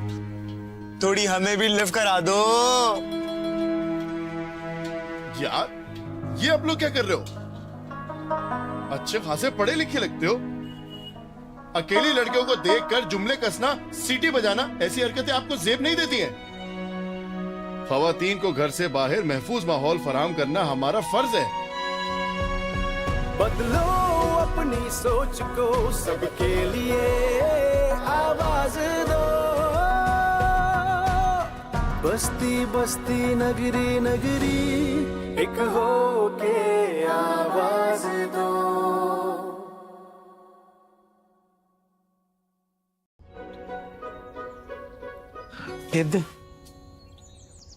भाई मैं जा रही हूँ, दरवाजा लॉक कर लीजिएगा.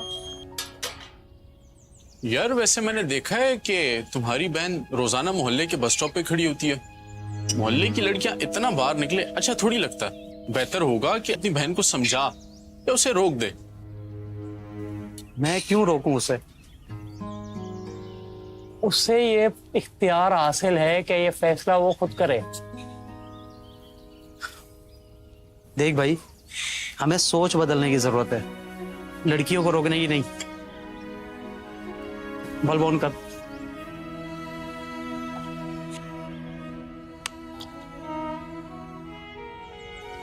लो भाई, आ गई रोशनी. बदलो अपनी सोच को, सबके लिए आवाज दो. बस्ती बस्ती नगरी नगरी एक हो के आवाज दो।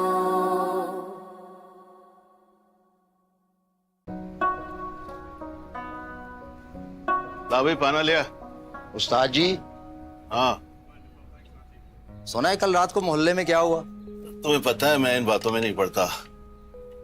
खैर क्या हुआ, कोई खास बात हुई? अरे गजब हो गया उस्ताद जी, गजब हो गया।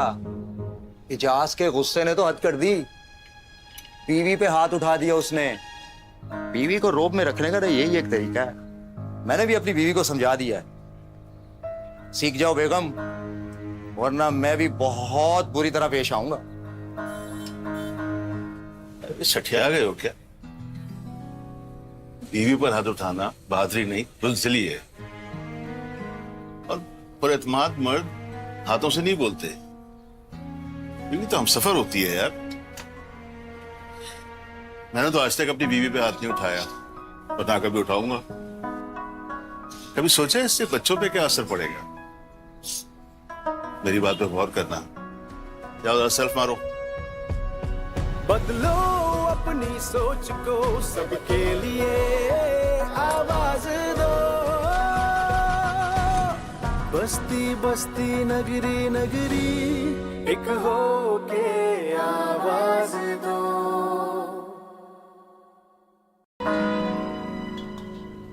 ओहो, अकेले अकेले कहाँ? थोड़ी हमें भी लिफ्ट करा दो। यार ये आप लोग क्या कर रहे हो? अच्छे खासे पढ़े लिखे लगते हो। अकेली लड़कियों को देखकर जुमले कसना, सीटी बजाना, ऐसी हरकतें आपको जेब नहीं देती हैं। खवातीन को घर से बाहर महफूज माहौल फराहम करना हमारा फर्ज है।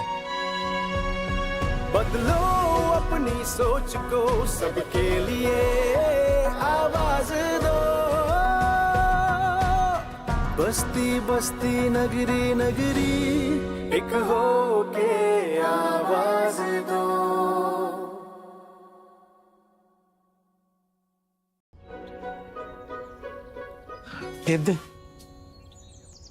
भाई मैं जा रही हूँ, दरवाजा लॉक कर लीजिएगा। यार वैसे मैंने देखा है कि तुम्हारी बहन रोजाना मोहल्ले के बस स्टॉप पे खड़ी होती है। मोहल्ले की लड़कियां इतना बाहर निकले अच्छा थोड़ी लगता है। बेहतर होगा कि अपनी बहन को समझा या उसे रोक दे। मैं क्यों रोकूं उसे? उससे ये इख्तियार हासिल है कि ये फैसला वो खुद करे। देख भाई, हमें सोच बदलने की जरूरत है, लड़कियों को रोकने की नहीं। बल्ब ऑन कर।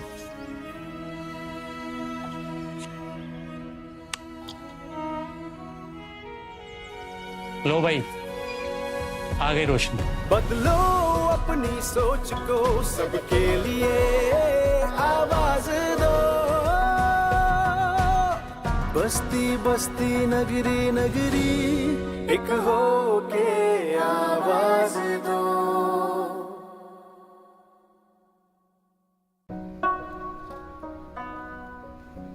ला भाई पाना लिया। उस्ताद जी। हाँ सुना है कल रात को मोहल्ले में क्या हुआ? तुम्हें पता है मैं इन बातों में नहीं पड़ता। खैर क्या हुआ, कोई खास बात हुई? अरे गजब हो गया उस्ताद जी, गजब हो गया। इजाज के गुस्से ने तो हद कर दी। बीवी पे हाथ उठा दिया उसने। बीवी को रोब में रखने का तो यही एक तरीका है। मैंने भी अपनी बीवी को समझा दिया है। सीख जाओ बेगम, वरना मैं भी बहुत बुरी तरह पेश आऊंगा। सठिया गए हो क्या? बीवी पर हाथ उठाना बहादुरी नहीं, बुज़दिली है। और पुरएतमाद मर्द हाथों से नहीं बोलते। बीवी तो हमसफर होती है यार। मैंने तो आज तक अपनी बीवी पे हाथ नहीं उठाया और ना कभी उठाऊंगा। कभी सोचा इससे बच्चों पे क्या असर पड़ेगा?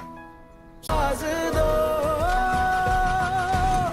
बस्ती बस्ती नगरी नगरी एक हो के आवाज दो।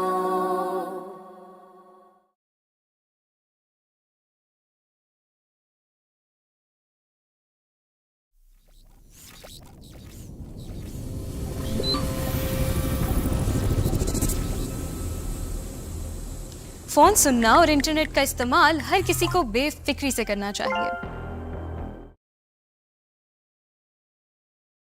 पढ़ते हैं ये इधर ओके इज दिस बेटर अच्छा सही परफेक्ट सो हमारा ये जो मौजू है वो इसी चीज़ के ऊपर जो है वो बिल्ड कर रहा है कि जो इकोनॉमिक चैलेंजेस होते हैं वो हमेशा इक्वली नहीं शेयर किए जाते और हमारी इकोनॉमी जो है वो इक्वल नहीं है। ऑब्वियसली हम सबको पता है कि इनकम डिस्पैरिटी होती है, बहुत ज़्यादा वेल्थ डिस्पैरिटी है हमारे मुल्क में और पूरी दुनिया में। तो आज हम उसको एक फेमिनिस्ट लेंस से और एक विमेन सेंट्रिक लेंस से जो है देख रहे हैं। और हम लोग अब देख रहे हैं कि जो पाकिस्तान के अंदर चैलेंजेस हैं पिछले 4 साल से अगर हम देखें तो इन्फ्लेशन का जो चैलेंज रहा है, फिर उसके बाद ऑस्टेरिटी मेजर्स जो हैं हमारे ऊपर इम्पोज किए गए हैं पिछले कुछ सालों से, स्पेशली जो IMF की रिस्ट्रिक्शंस की वजह से। तो उसमें ख़वातीन के बारे में इतनी ज़्यादा बात नहीं होती, बल्कि जब भी हम इकोनॉमिक्स के बारे में बात करते हैं तो हमारे जहन में एक ऐसा इकोनॉमिक सब्जेक्ट होता है जो शायद मेल होता है और वो एक पर्टिकुलर किस्म का मेल होता है। तो ये पैनल इस वजह से बहुत ज़रूरी है और ये इन मैनी सेंसेस काफ़ी सबवर्सिव इसी वजह से है क्योंकि आज हम एक्सक्लूसिवली ख़वातीन या जेंडर माइनॉरिटीज़ के बारे में बात करेंगे। तो मैं अपने बहुत जल्दी से अपने पैनल को इंट्रोड्यूस कर लेती हूँ और फिर हम डिस्कशन में कूद जाएंगे। सबसे पहले हमारे साथ पैनलिस्ट जो हैं रोशान ज़फ़र, ये फाउंडर और मैनेजिंग डायरेक्टर हैं कशफ फाउंडेशन की, और ये हमारे लिए बहुत बड़ा एजाज़ है कि ये तमगा इम्तियाज़ की भी रिसिपिएंट है। फिर हमारे पास जो हैं सादिया रियाज़ हैं जो currently head consumer private and business banking की हैं और इसके formerly leading premium banking as global head of premium banking in Singapore, और वो पिछले 17 ईयर्स से जो है SCP के साथ काम कर रही हैं। फिर उसके बाद जो है हमारे पास आमना अब्बास हैं, वो chief legal officer and company secretary easy पैसा माइक्रो फाइनेंस बैंक की हैं और वो एक सुप्रीम कोर्ट एडवोकेट भी हैं। और फिर last but not least doctor Hadiya जो एक एसोसिएट प्रोफेसर हैं और चेयर हैं डिपार्टमेंट ऑफ इकोनॉमिक्स लम्स में, और अभी करंटली हमारे लिए थैंकफुली वो एक क्योंकि वो हमारी इंसाइट्स हमें दे सकती हैं, वो एक किताब भी एडिट कर रही हैं gender at work in Pakistan. So सारे पैनलिस्ट जो हैं बहुत ही हमें जो इंसाइट्स देंगे, होपफुली हम जब उससे काफ़ी लर्न कर पाएंगे। तो शुरू में मैं बस ओपनिंग रिमार्क्स के लिए मैं चाही थी अगर सारे पैनलिस्ट बारी बारी एक दफ़ा हमारे लिए आउटलाइन कर लें कोई जो उनको लगता है ख़वातीन के लिए, या and I include gender minorities in this, जैसे हमारी जो ट्रांसजेंडर कम्युनिटी है, ख्वाजा सरा कम्युनिटी, उनके आपकी नज़र में सबसे बड़े इकोनॉमिक चैलेंजेस क्या फेस करते हैं, और स्पेशली जो आप काम करते हैं और आपकी रोज़मर्रा की जो इंटरेक्शंस होती हैं उसके अंदर। तो I will start with Roshan. Thank you so much for that introduction. तो देखें, जब हम औरतों के इक़्तिसादी चैलेंजेस की बात करते हैं तो हम समाजी चैलेंजेस को उससे अलग नहीं कर सकते। तो पहले तो याद कर रखें कि मैं हमेशा ये कहती हूँ, हर फोरम पे कहती हूँ कि एक दिन के लिए औरत काम करना बंद कर देगी तो पाकिस्तान की मईशत बंद हो जाएगी, लिटरली। लेकिन उसके पीछे, इस बात के पीछे बहुत सी इश्यूज जो हैं वो छुपे हुए हैं। सबसे पहले तो मैं कहना चाहूँगी कि यहाँ पर हमारे माशरे में एक इकोनॉमिक अपार्थाइड भी है, औरतों को इक्तिसादी तौर पर भी पीछे रखा गया है, और जेंडर अपार्थाइड भी है, उनको सिनफी तौर पर भी पीछे रखा गया है। तो जब हम जब औरतों के इकोनॉमिक साइड पे काम करेंगे तो वो जेंडर साइड पे अगर या सोशल साइड पे ना काम करें तो वो इफ़ेक्टिव नहीं होता। तो अगर चैलेंजेस की बात करें, देखिए सबसे पहला चैलेंज जो आता है ख़ातून को, वो तो अपॉर्चुनिटी का आता है। जब वो पैदा होती है तो तभी बैन करना शुरू हो जाता है माशरा कि औरत या बच्ची पैदा होगी है तो इसके साथ करना क्या, ये तो एक लाइबिलिटी है हमारे लिए। तो एक तो वो सोच है जो शुरू से शुरू होती है, और फिर जब उसके अंदर इन्वेस्ट करने की बात आती है, खा उसकी न्यूट्रिशन है, उसकी तालीम है, उस पे भी उसको पीछे रखा जाता है। तो पहले तो सबसे पहले जो मौके हैं वो लिमिटेड होते हैं, वो कम से कम होते हैं ख़वातीन के लिए हर लेवल पे। दूसरी चीज़ जब हम देखते हैं कि जब हम इकोनॉमिक्स के हवाले से देखें तो मोबिलिटी सबसे बड़ा एक इशू बनता है, और इस पर मैं थोड़ी सी एक मिसाल आपको देना चाहूँगी। मोबिलिटी आ जाती है, मोबिलिटी के साथ नेटवर्किंग एंड लिंकेजेस आ जाते हैं। वो अपनी बढ़ोतरी नहीं कर सकती, अगर उसने कुछ काम कारोबार भी करना है तो वो कैसे करेगी। इकोनॉमिकली जो मोस्टली औरतें जो काम करती हैं या तो वो रिकग्नाइज नहीं होती, उनको उसकी उजरत नहीं मिलती, या उनको उजरत मिलती भी है तो वो अभी अगर मैं आपको इसकी शरह बताऊं पाकिस्तान में, तो उसी काम के लिए अगर मर्द को 100 रुपया मिलता है तो औरत को 65 मिलेगा या 70 मिलेगा, 65 और 70 के बीच में मिलेगा। तो she is not recognized economically and she is disadvantage, उसको पीछे रखा जाता है। फिर अगर हम बात करें पेट्रियार्की की, जिसमें सोच है, मुझे याद है जब मैंने कश्फ का कॉन्सेप्ट शुरू किया था, जिसमें हम ख़वातीन को सपोर्ट करते हैं कि वो कारोबार शुरू करें छोटे छोटे अपने घरों में, तो डॉक्टर यूनस जो ग्रामीण बैंक के हैं उन्होंने कहा कि तुम्हारा चैलेंज फाइनेंशियल सॉल्यूशंस प्रोवाइड करना नहीं है औरतों को, तुम्हारा चैलेंज माइंडसेट का होगा। तो एक मिसाल आपको जल्दी से देती हूँ। हमने काम शुरू किया इंड्योर के साथ, जो कि जूते बनाते हैं। हम बहुत सा काम करते हैं औरतों को नई अपॉर्चुनिटीज़ क्रिएट करने का, नए सेक्टर्स में लाने का। तो इंड्योर हमारे पास आए, उन्होंने कहा जी हमारे फैक्ट्री में अभी औरतें नहीं हैं, तो आप काइंडली हमें हेल्प कर सकेंगे, आप उनको ट्रेन कर दें, बस हमें ट्रेंड औरतें ला दें तो सब कुछ हो जाएगा। And we said to them actually that's not going to work, पहले आपको अपने इंस्टीट्यूशनल स्ट्रक्चर को दुरुस्त करना पड़ेगा। तो हमने उनकी फैक्ट्री का सर्वे किया। सबसे पहले हमने वहाँ औरतों के लिए बाथरूम रखे, डे केयर सेंटर बनाया, हमने उनको रेस्ट करने का एरिया दिया जो कि ताकि वो सिक्योर फील करें। हमने उनके तमाम सुपरवाइजर्स को ट्रेनिंग दी जेंडर सेक्सुअल हैरेसमेंट पे और जेंडर नॉर्म्स पे कि कैसे वो डील करेंगे। So training is the easy part, similarly providing women finance is the easy part, मगर वो इकोसिस्टम जो बदलना है, जो हमारे माशरे में हर जगह औरत को रुकावट है। आप अगर, मैं तो आई सल्यूट द वुमेन जो कि पब्लिक ट्रांसपोर्ट यूज़ करके रोज़ आती हैं। So the challenges are myriad. And I think the most important challenge is when you start working for women is understanding कि आपको value chain create करनी पड़ेगी। आप सिर्फ उनको कर्जा देंगे तो वो transaction तक महदूद रहेगा, आपको ट्रांसफॉर्मेशन की तरफ आना है। हम जिस तरह काम करते हैं, हम उनको कैपेसिटी बिल्डिंग और फाइनेंशियल एजुकेशन पर भी ट्रेन करते हैं, मगर हमें रियलाइज़ हुआ कि एजेंसी यानी कि औरत की अपनी आवाज़ फैमिली में सुनना, वो सिर्फ पैसे की लेन देन से नहीं होगा, वो उसके रिश्तों से होगा। तो हमने फिर मर्दों को भी ट्रेन किया जेंडर ट्रेनिंग पे, और फिर हमें ये रियलाइज़ हुआ कि पावर डायनामिक घर के अंदर मदर इन लॉज के पास है। आप ड्रामे देखते होंगे, आप देखते हैं कि डायन की तरह मदर इन लॉ को दिखाया जाता है ड्रामों में। वैसे हमारे ड्रामे देखें, कश्फ के ड्रामे, उसमें ऐसा नहीं होता लेकिन उसमें फिर हमने मदर इन लॉज को भी ट्रेन करना शुरू किया, because you have to, when you talk about women, you have to have a conversation with all the stakeholders to make that change. Thank you. So I think Roshani has covered, a lot of points. लेकिन एक, point जिसके I would like to elaborate a bit more is that जब आप ख़वातीन को देखते हैं और आप देखते हैं कि उनके challenges क्या हैं, उनका framework क्या है, right? I think there is also a need कि at the policy making, framework making level, there should be more representation ख़वातीन की, right? So अगर if I have a seat at the table, I will be able to voice those concerns better. And I think instead of just, मुझे at least ये लगता है कि a lot of organizations, there's a lot of talk about, including women participation, लेकिन a lot of it is just check mark.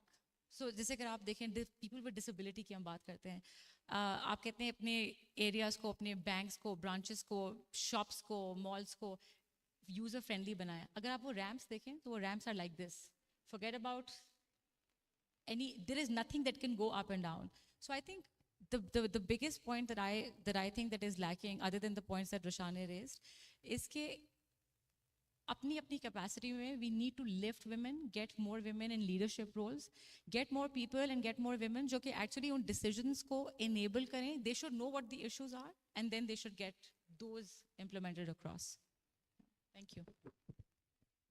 So you'd asked for challenges. It's a bit hard to add more, but I think two things that I've felt and seen with a lot of people within the organization also.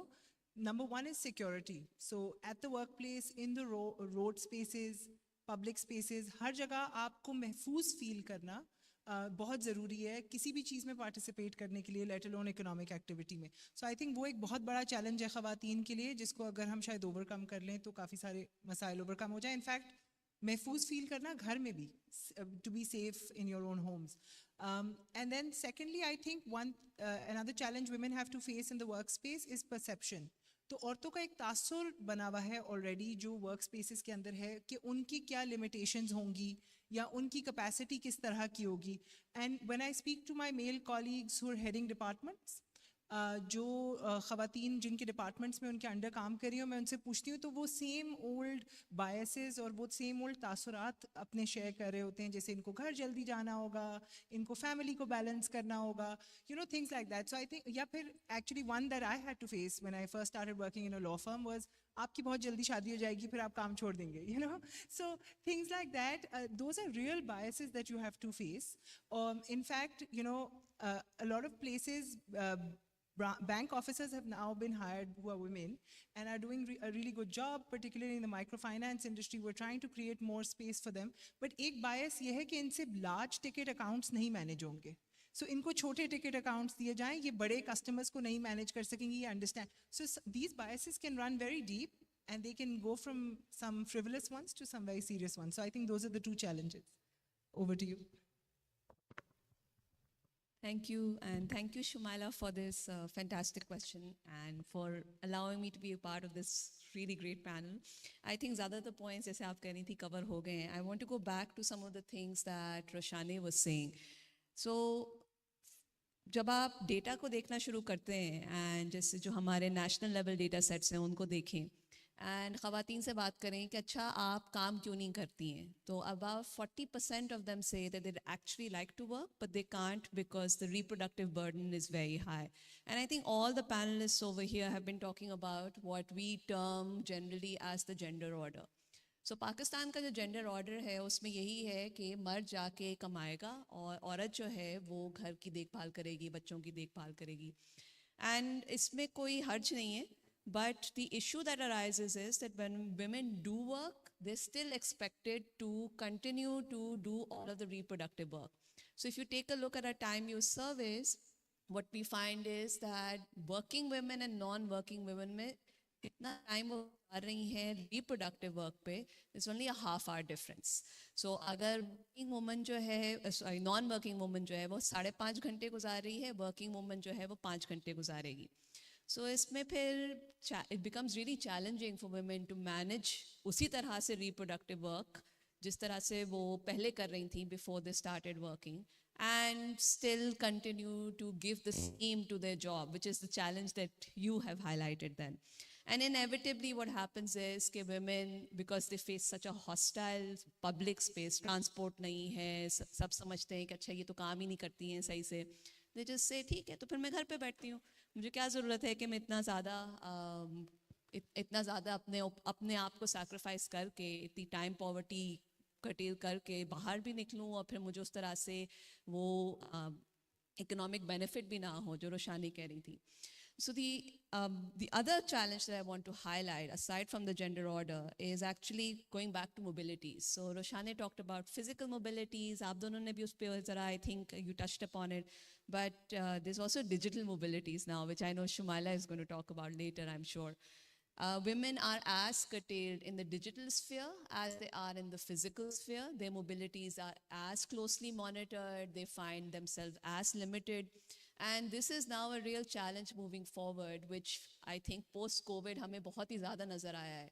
क्योंकि जो digital sphere है, that we now know really enables those networks of access as far as economic opportunity is concerned, sure, but also educational opportunities is concerned. So अगर औरतें ज़्यादा monitor होंगी, उनको उस किस्म का smartphone नहीं मिलेगा, उनको उस तरह से internet access नहीं मिलेगी, तो उनकी जो economics की opportunities का set है, या दूसरा भी जो opportunities का set है, non-economic भी, if you think about social opportunities, entertainment opportunities, all of those get curtailed. I think moving forward, these challenges are regarding digital mobilities, regarding security, all of these link back to what the gender order is. And that's what we really have to work on, think through. And it's great to hear the work that Kashf is doing. I think media is really key moving forward. कि हम किस तरह से portray कर रहे हैं the relations between men and women. बिल्कुल बहुत बहुत शुक्रिया सारे पैनलिस्ट का और आई थिंक जो थीम रन कर रही है वो यही है कि जब तक हम पिदरशाही निज़ाम को साथ साथ डिसमेंटल नहीं करेंगे जो हमारा सरमायादारी का निज़ाम है वो भी इक्वल नहीं होगा तो उसका एक बहुत बड़ा जो एक कड़ी है वो पेट्रियार्की है और उसका और बल्कि जब आमना बात कर रही थी तो मुझे बल्कि याद आया मुझे थोड़ी हंसी आ रही थी कि मैं और आमना बहुत साल पहले जब काम करना हमने शुरू किया एक ही जगह पे और ये बड़ा एक हुकूमत का एक इंस्टीट्यूशन है और वहाँ पे ख़वातीन के टॉयलेट्स नहीं थे तो इतनी कोई बेसिक चीज़ हम लोग जब भी जाते थे तो हमें टॉयलेट बंद करना पड़ता था लॉक करना पड़ता था कि कोई उसके अंदर नहीं आए और फिर वापस और वो क्यों करना पड़ता था because when we requested for a toilet in this really huge government building तो जो सारे मर्द थे उधर उन्होंने पहले वहाँ देखी नहीं थी तो वो ऑफेंड हो जाते थे और वो बार बार उसको ब्रीच करते थे तो हम फिर लगा के तो टॉयलेट यूज कर it was a huge win for us at that young age बड़े हम एम्पावर्ड फील किए थे कि वी वांट टॉयलेट्स और people didn't want to talk about something so basic right like कि वो अनकंफर्टेबल भी हो जाते थे कि टॉयलेट्स के बारे में हमें बात करनी पड़ी है बट ऑब्वियसली आप we raised it with some of our senior male bosses and they said आप हमारा वाला यूज कर लें सो वो लेडीज टॉयलेट नहीं है वही कि वो स्ट्रक्चरल जब तक चेंज नहीं आएगा जिस तरह आप लोग बात कर रहे हैं वो स्टॉप गैप मेजर्स जो हैं उसका कोई ख़ास फ़ायदा नहीं होगा जो उसके बाद हमारे ख़वातीन आई उनको ये फ़ायदा हुआ इस विक्ट्री का तो मैं अब कुछ मेरे टारगेटेड सवाल हैं मेरा सवाल जो है वो एक्चुअली डॉक्टर हादिया जिन्होंने अभी बात की है उनसे ही है कि जब इकोनॉमी के बारे में बात करते हैं और जब वर्किंग वुमेन के बारे में बात करते हैं तो यूजुअली जो हम बात कर रहे होते हैं वो अपर क्लास ख़वातीन की कंसर्न्स के बारे में हो रही होती है which is very very obviously important और क्योंकि शायद एक ज़ाती तौर पे हम लोगों के उसके एक्सपीरियंसेस के बहुत करीब है मगर वो ख़वातीन जो हैं जो इनफॉर्मल इकोनॉमी के हैं जो या ज़्यादा एक वनरेबल तबके से बिलोंग करती हैं वर्किंग क्लास ख़वातीन उनके क्या इश्यूज़ हैं और क्या चीज़ें मेन स्ट्रीम इकोनॉमिक्स जो है उनके बारे में उनको उस चीज़ के बारे में नहीं बात करी जो आपको लगता है कि एक पाकिस्तानी वर्किंग क्लास औरत या एक इनफॉर्मल इकोनॉमी की औरत जो है वो चैलेंजेस जो फेस करती है Sure. So I think when it comes to your non-formal economy, आपने informal economy का हिस्सा के बारे में बात की and informal economy में we tend to think about the urban working class, right? उसमें coming back to issues of mobilities, security, transport, I think what was really telling for me when I was working with informal economy की ख़वातीन was actually not last time कि आपके सबसे बड़े issues क्या हैं हमने सोचा अच्छा कहेंगी कि वेज का बहुत बड़ा इशू है द फैक्ट दैट इंटरमीडिएट्स के थ्रू जाना पड़ता है because that's what we know about home based worker we asked 10 groups and out of those 9 focus groups में the women said that actually the major issue that we face is public goods ना हमें सही से school की सहूलियत हासिल है ना जब हम पब्लिक हॉस्पिटल्स जाते हैं वहाँ पे हमें ढंग के डॉक्टर्स मिलते हैं ढंग की दवाइयाँ मिलती हैं दे टॉक्ड अबाउट कि बिजली नहीं होती पानी नहीं होता आप you don't know who to go to when it comes to rights as citizen So I think public goods and uski access is something that we really need to think through. I don't think we talk about it enough. We talk about it close to election cycles, लेकिन उसके अलावा हम बात नहीं करते हैं उसके बारे में. The other thing that I actually want to talk about is agriculture workers. So agriculture is very highly feminized in Pakistan. Most of our agriculture workers are women. उनको ना ही उस किस्म के राइट्स हैं एक्सेस टू लैंड है access to assets है access to credit है that you need to see in order to see our agricultural productivity go up. And what is really concerning is actually they don't even have that kind of access to water or access to water rights that you need to see. So it's not surprising that we are seeing reductions in our agricultural productivity over time. And I think it's something that, it's on our fringes, but we don't really delve into it as much as we should when it comes to mainstream discussions.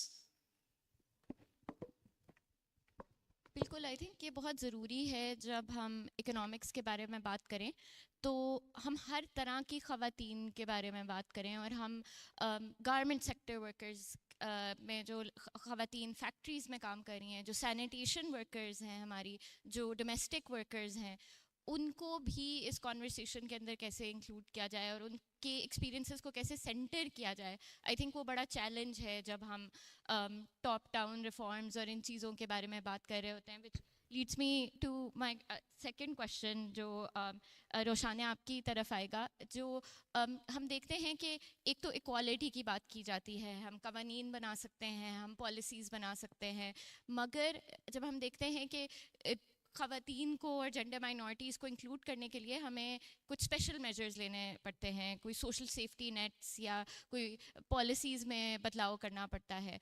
आपकी नज़र में और आपके experience में वो क्या ऐसी चीज़ें या इंटरवेंशंस रही हैं जो ख़वातीन को एक्चुअली बेनिफिट करती हैं, और क्या जो हम जिसको अकोमोडेशन कह सकते हैं या विमेन सेंट्रिक पॉलिसीज़ और सोशल सेफ्टी नेट्स कह सकते हैं, वो आपके एक्सपीरियंस में पाकिस्तानी कॉन्टेक्स्ट में जो वर्क किए हैं? Thank you so much, that's a great question. पहले तो मैं ये कहना चाहूँगी शुमाला कि पेट्रियार्की जो है वो सिर्फ हमारे माशरे में नहीं है. मुझे अपना तजर्बा याद है, जब मैं कॉलेज से ग्रेजुएट की, बड़ी मुश्किलों से मैंने मास्टर्स किया येल यूनिवर्सिटी से. तो 1 year later I went back and I went to my economics professor who was also my coach and my guide. So the first thing he says to me, मुझे पहला सवाल पूछा, अच्छा तुम्हारी शादी हुई या नहीं? So the point is patriarchy जो है ना, ये सिर्फ हमारा मसला नहीं है. दूसरी बात ये, मैं इकोनॉमिस्ट को भी इसके लिए कसूरवार ठहराती हूँ, क्योंकि हमने भी इकोनॉमी को मैस्कुलिन टर्म्स में डिटर्मिन किया. जब हम जाके सर्वे भी करते हैं तो हम पहला सवाल औरतों को पूछते हैं या घर वालों को पूछते हैं, आपका घर का सरबराह कौन है? तो वो इमीडिएटली जो मर्द है उसको स्लॉट किया जाता है और उसी से सवाल पूछे जाते हैं. तो मेरे ख्याल से जितना भी डेटा जो डॉक्टर हादिया बात कर रही थी वो उसी तरह चार्ट होता है, और जब डेटा आता है हम उसको एनालाइज करते हैं, इकोनॉमिक पॉलिसी बनाते हैं, तो वो फिर ज़्यादातर मर्दों के हवाले से होती है. तो I think as economist we have made definitely, if you go back to history, when I started working 30 साल पहले वर्ल्ड बैंक के साथ, तो हम बात करते थे विमेन इन डेवलपमेंट, कि औरतों को डेवलपमेंट या तरक्कीयाती मंसूबों का हिस्सा होना चाहिए. सो द आइडिया वाज कि उनकी कहीं ना कहीं आवाज़ जो है वो इंक्लूड होनी चाहिए. फिर वक्त के साथ साथ हम मूव हुए और हमने बात की जेंडर एंड डेवलपमेंट, और जेंडर एंड डेवलपमेंट के पीछे हमारा नोशन ये था कि पावर एंड कंट्रोल जो है, कि किसके हाथ में बराबरी. जब हम बात करते हैं तो उसमें सबसे बड़ी बात आती है कि कौन फैसला साजी कर रहा है और किसके हाथ में एजेंसी है, किसके हाथ में कंट्रोल है. मिसाल के तौर पे हमारे केस में जब हमने कश्फ का काम शुरू किया ऑलमोस्ट 30 years ago, तो मुझे अक्सर औकात लोगों ने कहा पाकिस्तान में औरतें काम नहीं करती, मगर हमें पता है और ये डेटा भी हमें बताता है, और जो हमारा काम पूरे पाकिस्तान में है, 85% औरतें जो हैं जो कम आमदनी के घरानों में हैं वो कोई ना कोई काम कर रही हैं. और जब आप उनको पूछते हैं कि जी घर में कमाने वाला कौन है, तो वो कहती हैं औरतें. जब आप तज्जिया करते हैं कि इनकम कहाँ से आ रही है, आमदनी, तो आपको पता लगता है कि 45% से 55% जो आमदनी है वो औरत कमा के ला रही है, लेकिन उसको वो रिकग्निशन नहीं मिलती. तो जैसे मैंने पहले भी कहा था कि आपको एक स्ट्रक्चरल चेंज लाने की ज़रूरत है जिसमें हम सब कसूरवार हैं. वो जो डेटा कलेक्ट कर रहे हैं, वो जो उसका तज्जिया कर रहे हैं, वो जो पॉलिसी बना रहे हैं. आपने पॉलिसी का जिक्र किया, देखें पाकिस्तान में फुकदान नहीं है अच्छी पॉलिसीज़ का. हमारी बेहतरीन, I mean we have one of the best sexual harassment bills, anti sexual harassment bills at the workplace, very well drafted. But where is the conviction rate? Who are the organizations that are actually taking this forward and building the institutions? बात लंबी हो रही है, but I'd like to talk about COVID. COVID ने I believe every crisis has a silver lining. उसमें आपको सीखने का मौका मिलता है हर क्राइसिस से. तो कोविड ने क्या किया, उसने मजबूर किया उस क्राइसिस ने कि हम अपनी ह्यूमन रिसोर्स मैनेजमेंट पॉलिसीज़ जो हैं इदारे में उनको रीथिंक करें, क्योंकि वो 60s में लिखी गई थी, मर्दों ने लिखी थी और आज तक वही मुसल्लत की जा रही हैं. तो स्ट्रक्चरल चेंज जो है उसको लाने के लिए बहुत सी चीज़ें जो हमें करने की ज़रूरत है. अब आपके सवाल पे आते हैं, because this was a very interesting discussion and I wanted to bring this points forward. So when the social safety nets when we talk about it, it starts जो आप ख़वातीन को पहले सपोर्ट करते हैं, जब उनको आप सरमाया देते हैं कि वो उसको कारोबार में लगाएं. बट वक्त के साथ साथ हमने रियलाइज़ किया कि वो आमदनी तो ले आती हैं, लेकिन उनकी कंट्रोल ओवर इनकम कम होती है. तो फिर हमने कैपेसिटी बिल्डिंग का काम, जो मैंने पहले भी आपको बताया, लेकिन फिर जब हमने तज्जिया किया कि गुर्बत क्या के ऊपर इसका इम्पैक्ट क्या हो रहा है, तो हमें रियलाइज़ हुआ कि वो unpaid care, reproductive health issues, वो ऑल्सो इम्पैक्टिंग वुमेन. सो ये एक आप बचपन में वो गेम खेलते होंगे स्नेक्स और लैडर की, कि एक आप सीढ़ी पे चढ़े, ऊपर चले गए, लेकिन आपको सांप ने डस लिया तो आप वापस आ गए. तो गुर्बत भी कुछ ऐसे ही चलती है. तो जब कोई हेल्थ का क्राइसिस आता है तो पूरा घर का जो सिस्टम है वो ख़राब हो जाता है. तो फिर हमने हेल्थ इंश्योरेंस पहली दफ़ा पाकिस्तान में इंट्रोड्यूस की, जिसमें हमें बहुत फ़ाइट करना पड़ा इंश्योरेंस प्रोवाइडर से कि इसमें रिप्रोडक्टिव राइट्स का हिस्सा होना चाहिए. यूजुअली हेल्थ इंश्योरेंस जो है वो औरतों के मसले मसाइल को कवर नहीं करती. तो we have one of the biggest health insurance programmes right now in Pakistan, जिसमें हम तकरीबन 6 मिलियन लोगों को कवर करते हैं, जिसमें बच्चे भी हैं और मर्द भी हैं और औरतें भी हैं. एक चीज़ और इसमें बड़ी इंटरेस्टिंग थी जो कि जेंडर को आइडेंटिफाई करती है, और वो आपको बताती है कि घर के लेवल पर क्या इश्यूज हो रहे हैं when it comes to decision making and use of scarce resources. So औरत जब है बीमार होती है तो वो अपने ऊपर खर्चा कभी नहीं करेगी, because she feels that she is taking out of the resources in the family. But what did the health insurance cover do? Because it covered the men, women, children and girls. We started seeing that, and this was a gender agnostic product. So it wasn't, we were not designing it with the sense कि ये सिर्फ मर्द औरतें इस्तेमाल करेंगी. तो the claims were 65% used by women. And then when we went and researched that, हमें ये पता लगा कि औरतें जो हैं वो फिर confident feel करती हैं कि हम इसको इस्तेमाल कर सकते हैं और हम use कर सकते हैं. इसी तरह जब हम लाइफ स्टॉक सेक्टर में गए, जो हादिया ने बात की, women are actually very much in front. There are certain sectors in the rural communities where women are very involved. तो लाइफ स्टॉक सेक्टर है, उसमें भी हमने सिर्फ कर्जे की बात नहीं की. हमने life stock training and extension training की भी बात की, ताकि वो अपनी प्रोडक्शन को एनहांस कर सकें. और हमने ये भी बात की कि हम उनको लाइफ स्टॉक इंश्योरेंस भी दें, ताकि in case something bad happens to the animal, उनके पास उसकी सोल्यूशन हो. और अभी हाल में ही, and I will end here, मैं एक कम्युनिटी में गई हुई थी. So I met one of our clients and she started telling me her story. उन्होंने 10 साल पहले हमसे कर्जा लिया था और एक हेड ऑफ हर्ड से शुरू किया था, और आज वो अपनी कम्युनिटी में सबसे बड़ी मिल्क प्रोड्यूसर हैं, और वो औरों से भी प्रोक्योर करती हैं और फिर आगे भी एज अ मिल्क कलेक्टर भी हैं एंड सेल भी करती हैं. So these are the stories that are slowly transforming the landscape of the economy. बस, और आई थिंक आपने जो निशानदेही की कि ये इश्यूज जो हैं हम देखते हैं इकोनॉमिक चैलेंजेस के, वो स्ट्रक्चरल हैं. और जिस तरह आप बता रही थी कि कॉन्वर्सेशन भी चेंज हुई डेवलपमेंट सेक्टर के अंदर ही, वो भी शायद इस चीज़ को रिस्पॉन्ड करने लगी, क्योंकि जब आप इस चीज़ के ऊपर काम करना शुरू करते हैं तो वो जितना वो खुलता है और जितने इंटरसेक्टिंग वो सेक्टर्स आते हैं उसके अंदर, तो वो उससे बहुत इंपॉर्टेंट आई थिंक कि कंसेंसस ही है हमारे पैनल के अंदर कि जब तक आप एक स्ट्रक्चरल व्यू नहीं लेंगे, और ना सिर्फ एक स्ट्रक्चरल, एक सोशल, इकोनॉमिक, पॉलिटिकल, इन्वायरमेंटल भी एक व्यू नहीं लेंगे, तब तक ख़वातीन को आप शायद एम्पावर और इस तरह इकोनॉमिकली बेहतर ना कर सकें. तो मेरा अगला सवाल जो है, हमने थोड़ा सा इनफॉर्मल इकोनॉमी के बारे में बात की. मैं अगला सवाल मेरा सादिया और फिर आमना आप इसके ऊपर ऐड करिएगा कि जो ख़वातीन फॉर्मल इकोनॉमी के अंदर इंटर करती हैं या जो उनकी एस्पिरेशन होती है, उनको क्या मसाइल प्राइमरी फेस करने पड़ते हैं, और आपकी नज़र में और आपके एक्सपीरियंस में क्या चीज़ें बदल रही हैं या वही हैं, या वो जो चैलेंजेस हैं वो एक और शक्ल में आके आगे आ रहे हैं? क्योंकि हम देख रहे हैं कि पाकिस्तान फिर भी अगर जेंडर पैरिटी में काफ़ी पीछे है, तो क्या अगर प्रोग्रेस हो रही है तो वो किस शक्ल की हो रही है और वो किसको बेनिफिट कर रही है? तो will start with you Sadia. Thank you. So अगर फॉर्मल इकोनॉमी की बात करें, I think there is a lot of work that has happened, and especially if you look at in the last 10 years. So if you look at, let's say, banking, I think the biggest issue is that there are solutions available, there are avenues available, there are platforms available, but I don't think itni awareness build hui hai for women to know where to go. Who do I speak to? If I have, let's say, a lending need, मैं कहाँ जाऊँ? किस bank में जाऊँ?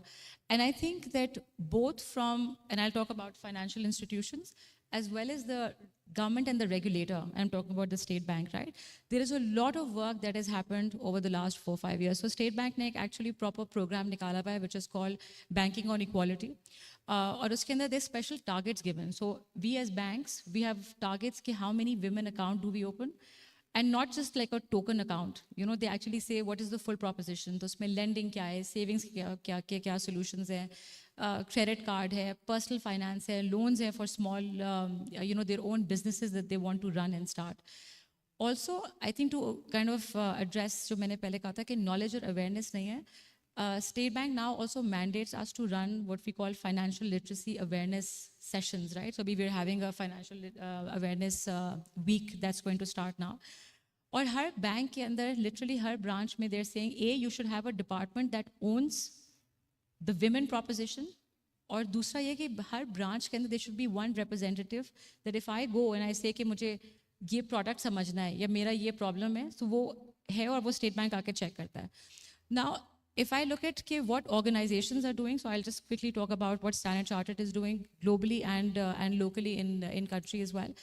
हमारे 3 global stands हैं और उसमें the biggest one is what we call lifting participation, which means how many women can we get to kind of come into the banking or to the economic kind of like web, right? And what are we doing to help them in terms of funding, in terms of lending? Standard Chartered ka local Pakistan mein, there's a big program which is called SC Women in Tech. So every year we give out seed funding to, let's say, close to like 6 to 8 good names, and they can actually go and they can kind of build on that, right? And then the last thing also is that I think abhi ek baat ki thi yahan pe ki how are, oh wow, I was like, is someone clapping? It's like yeah. Oh wow.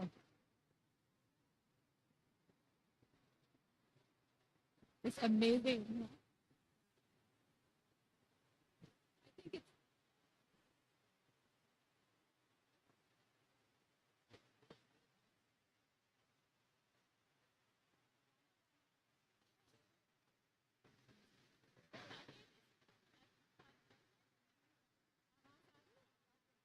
Okay.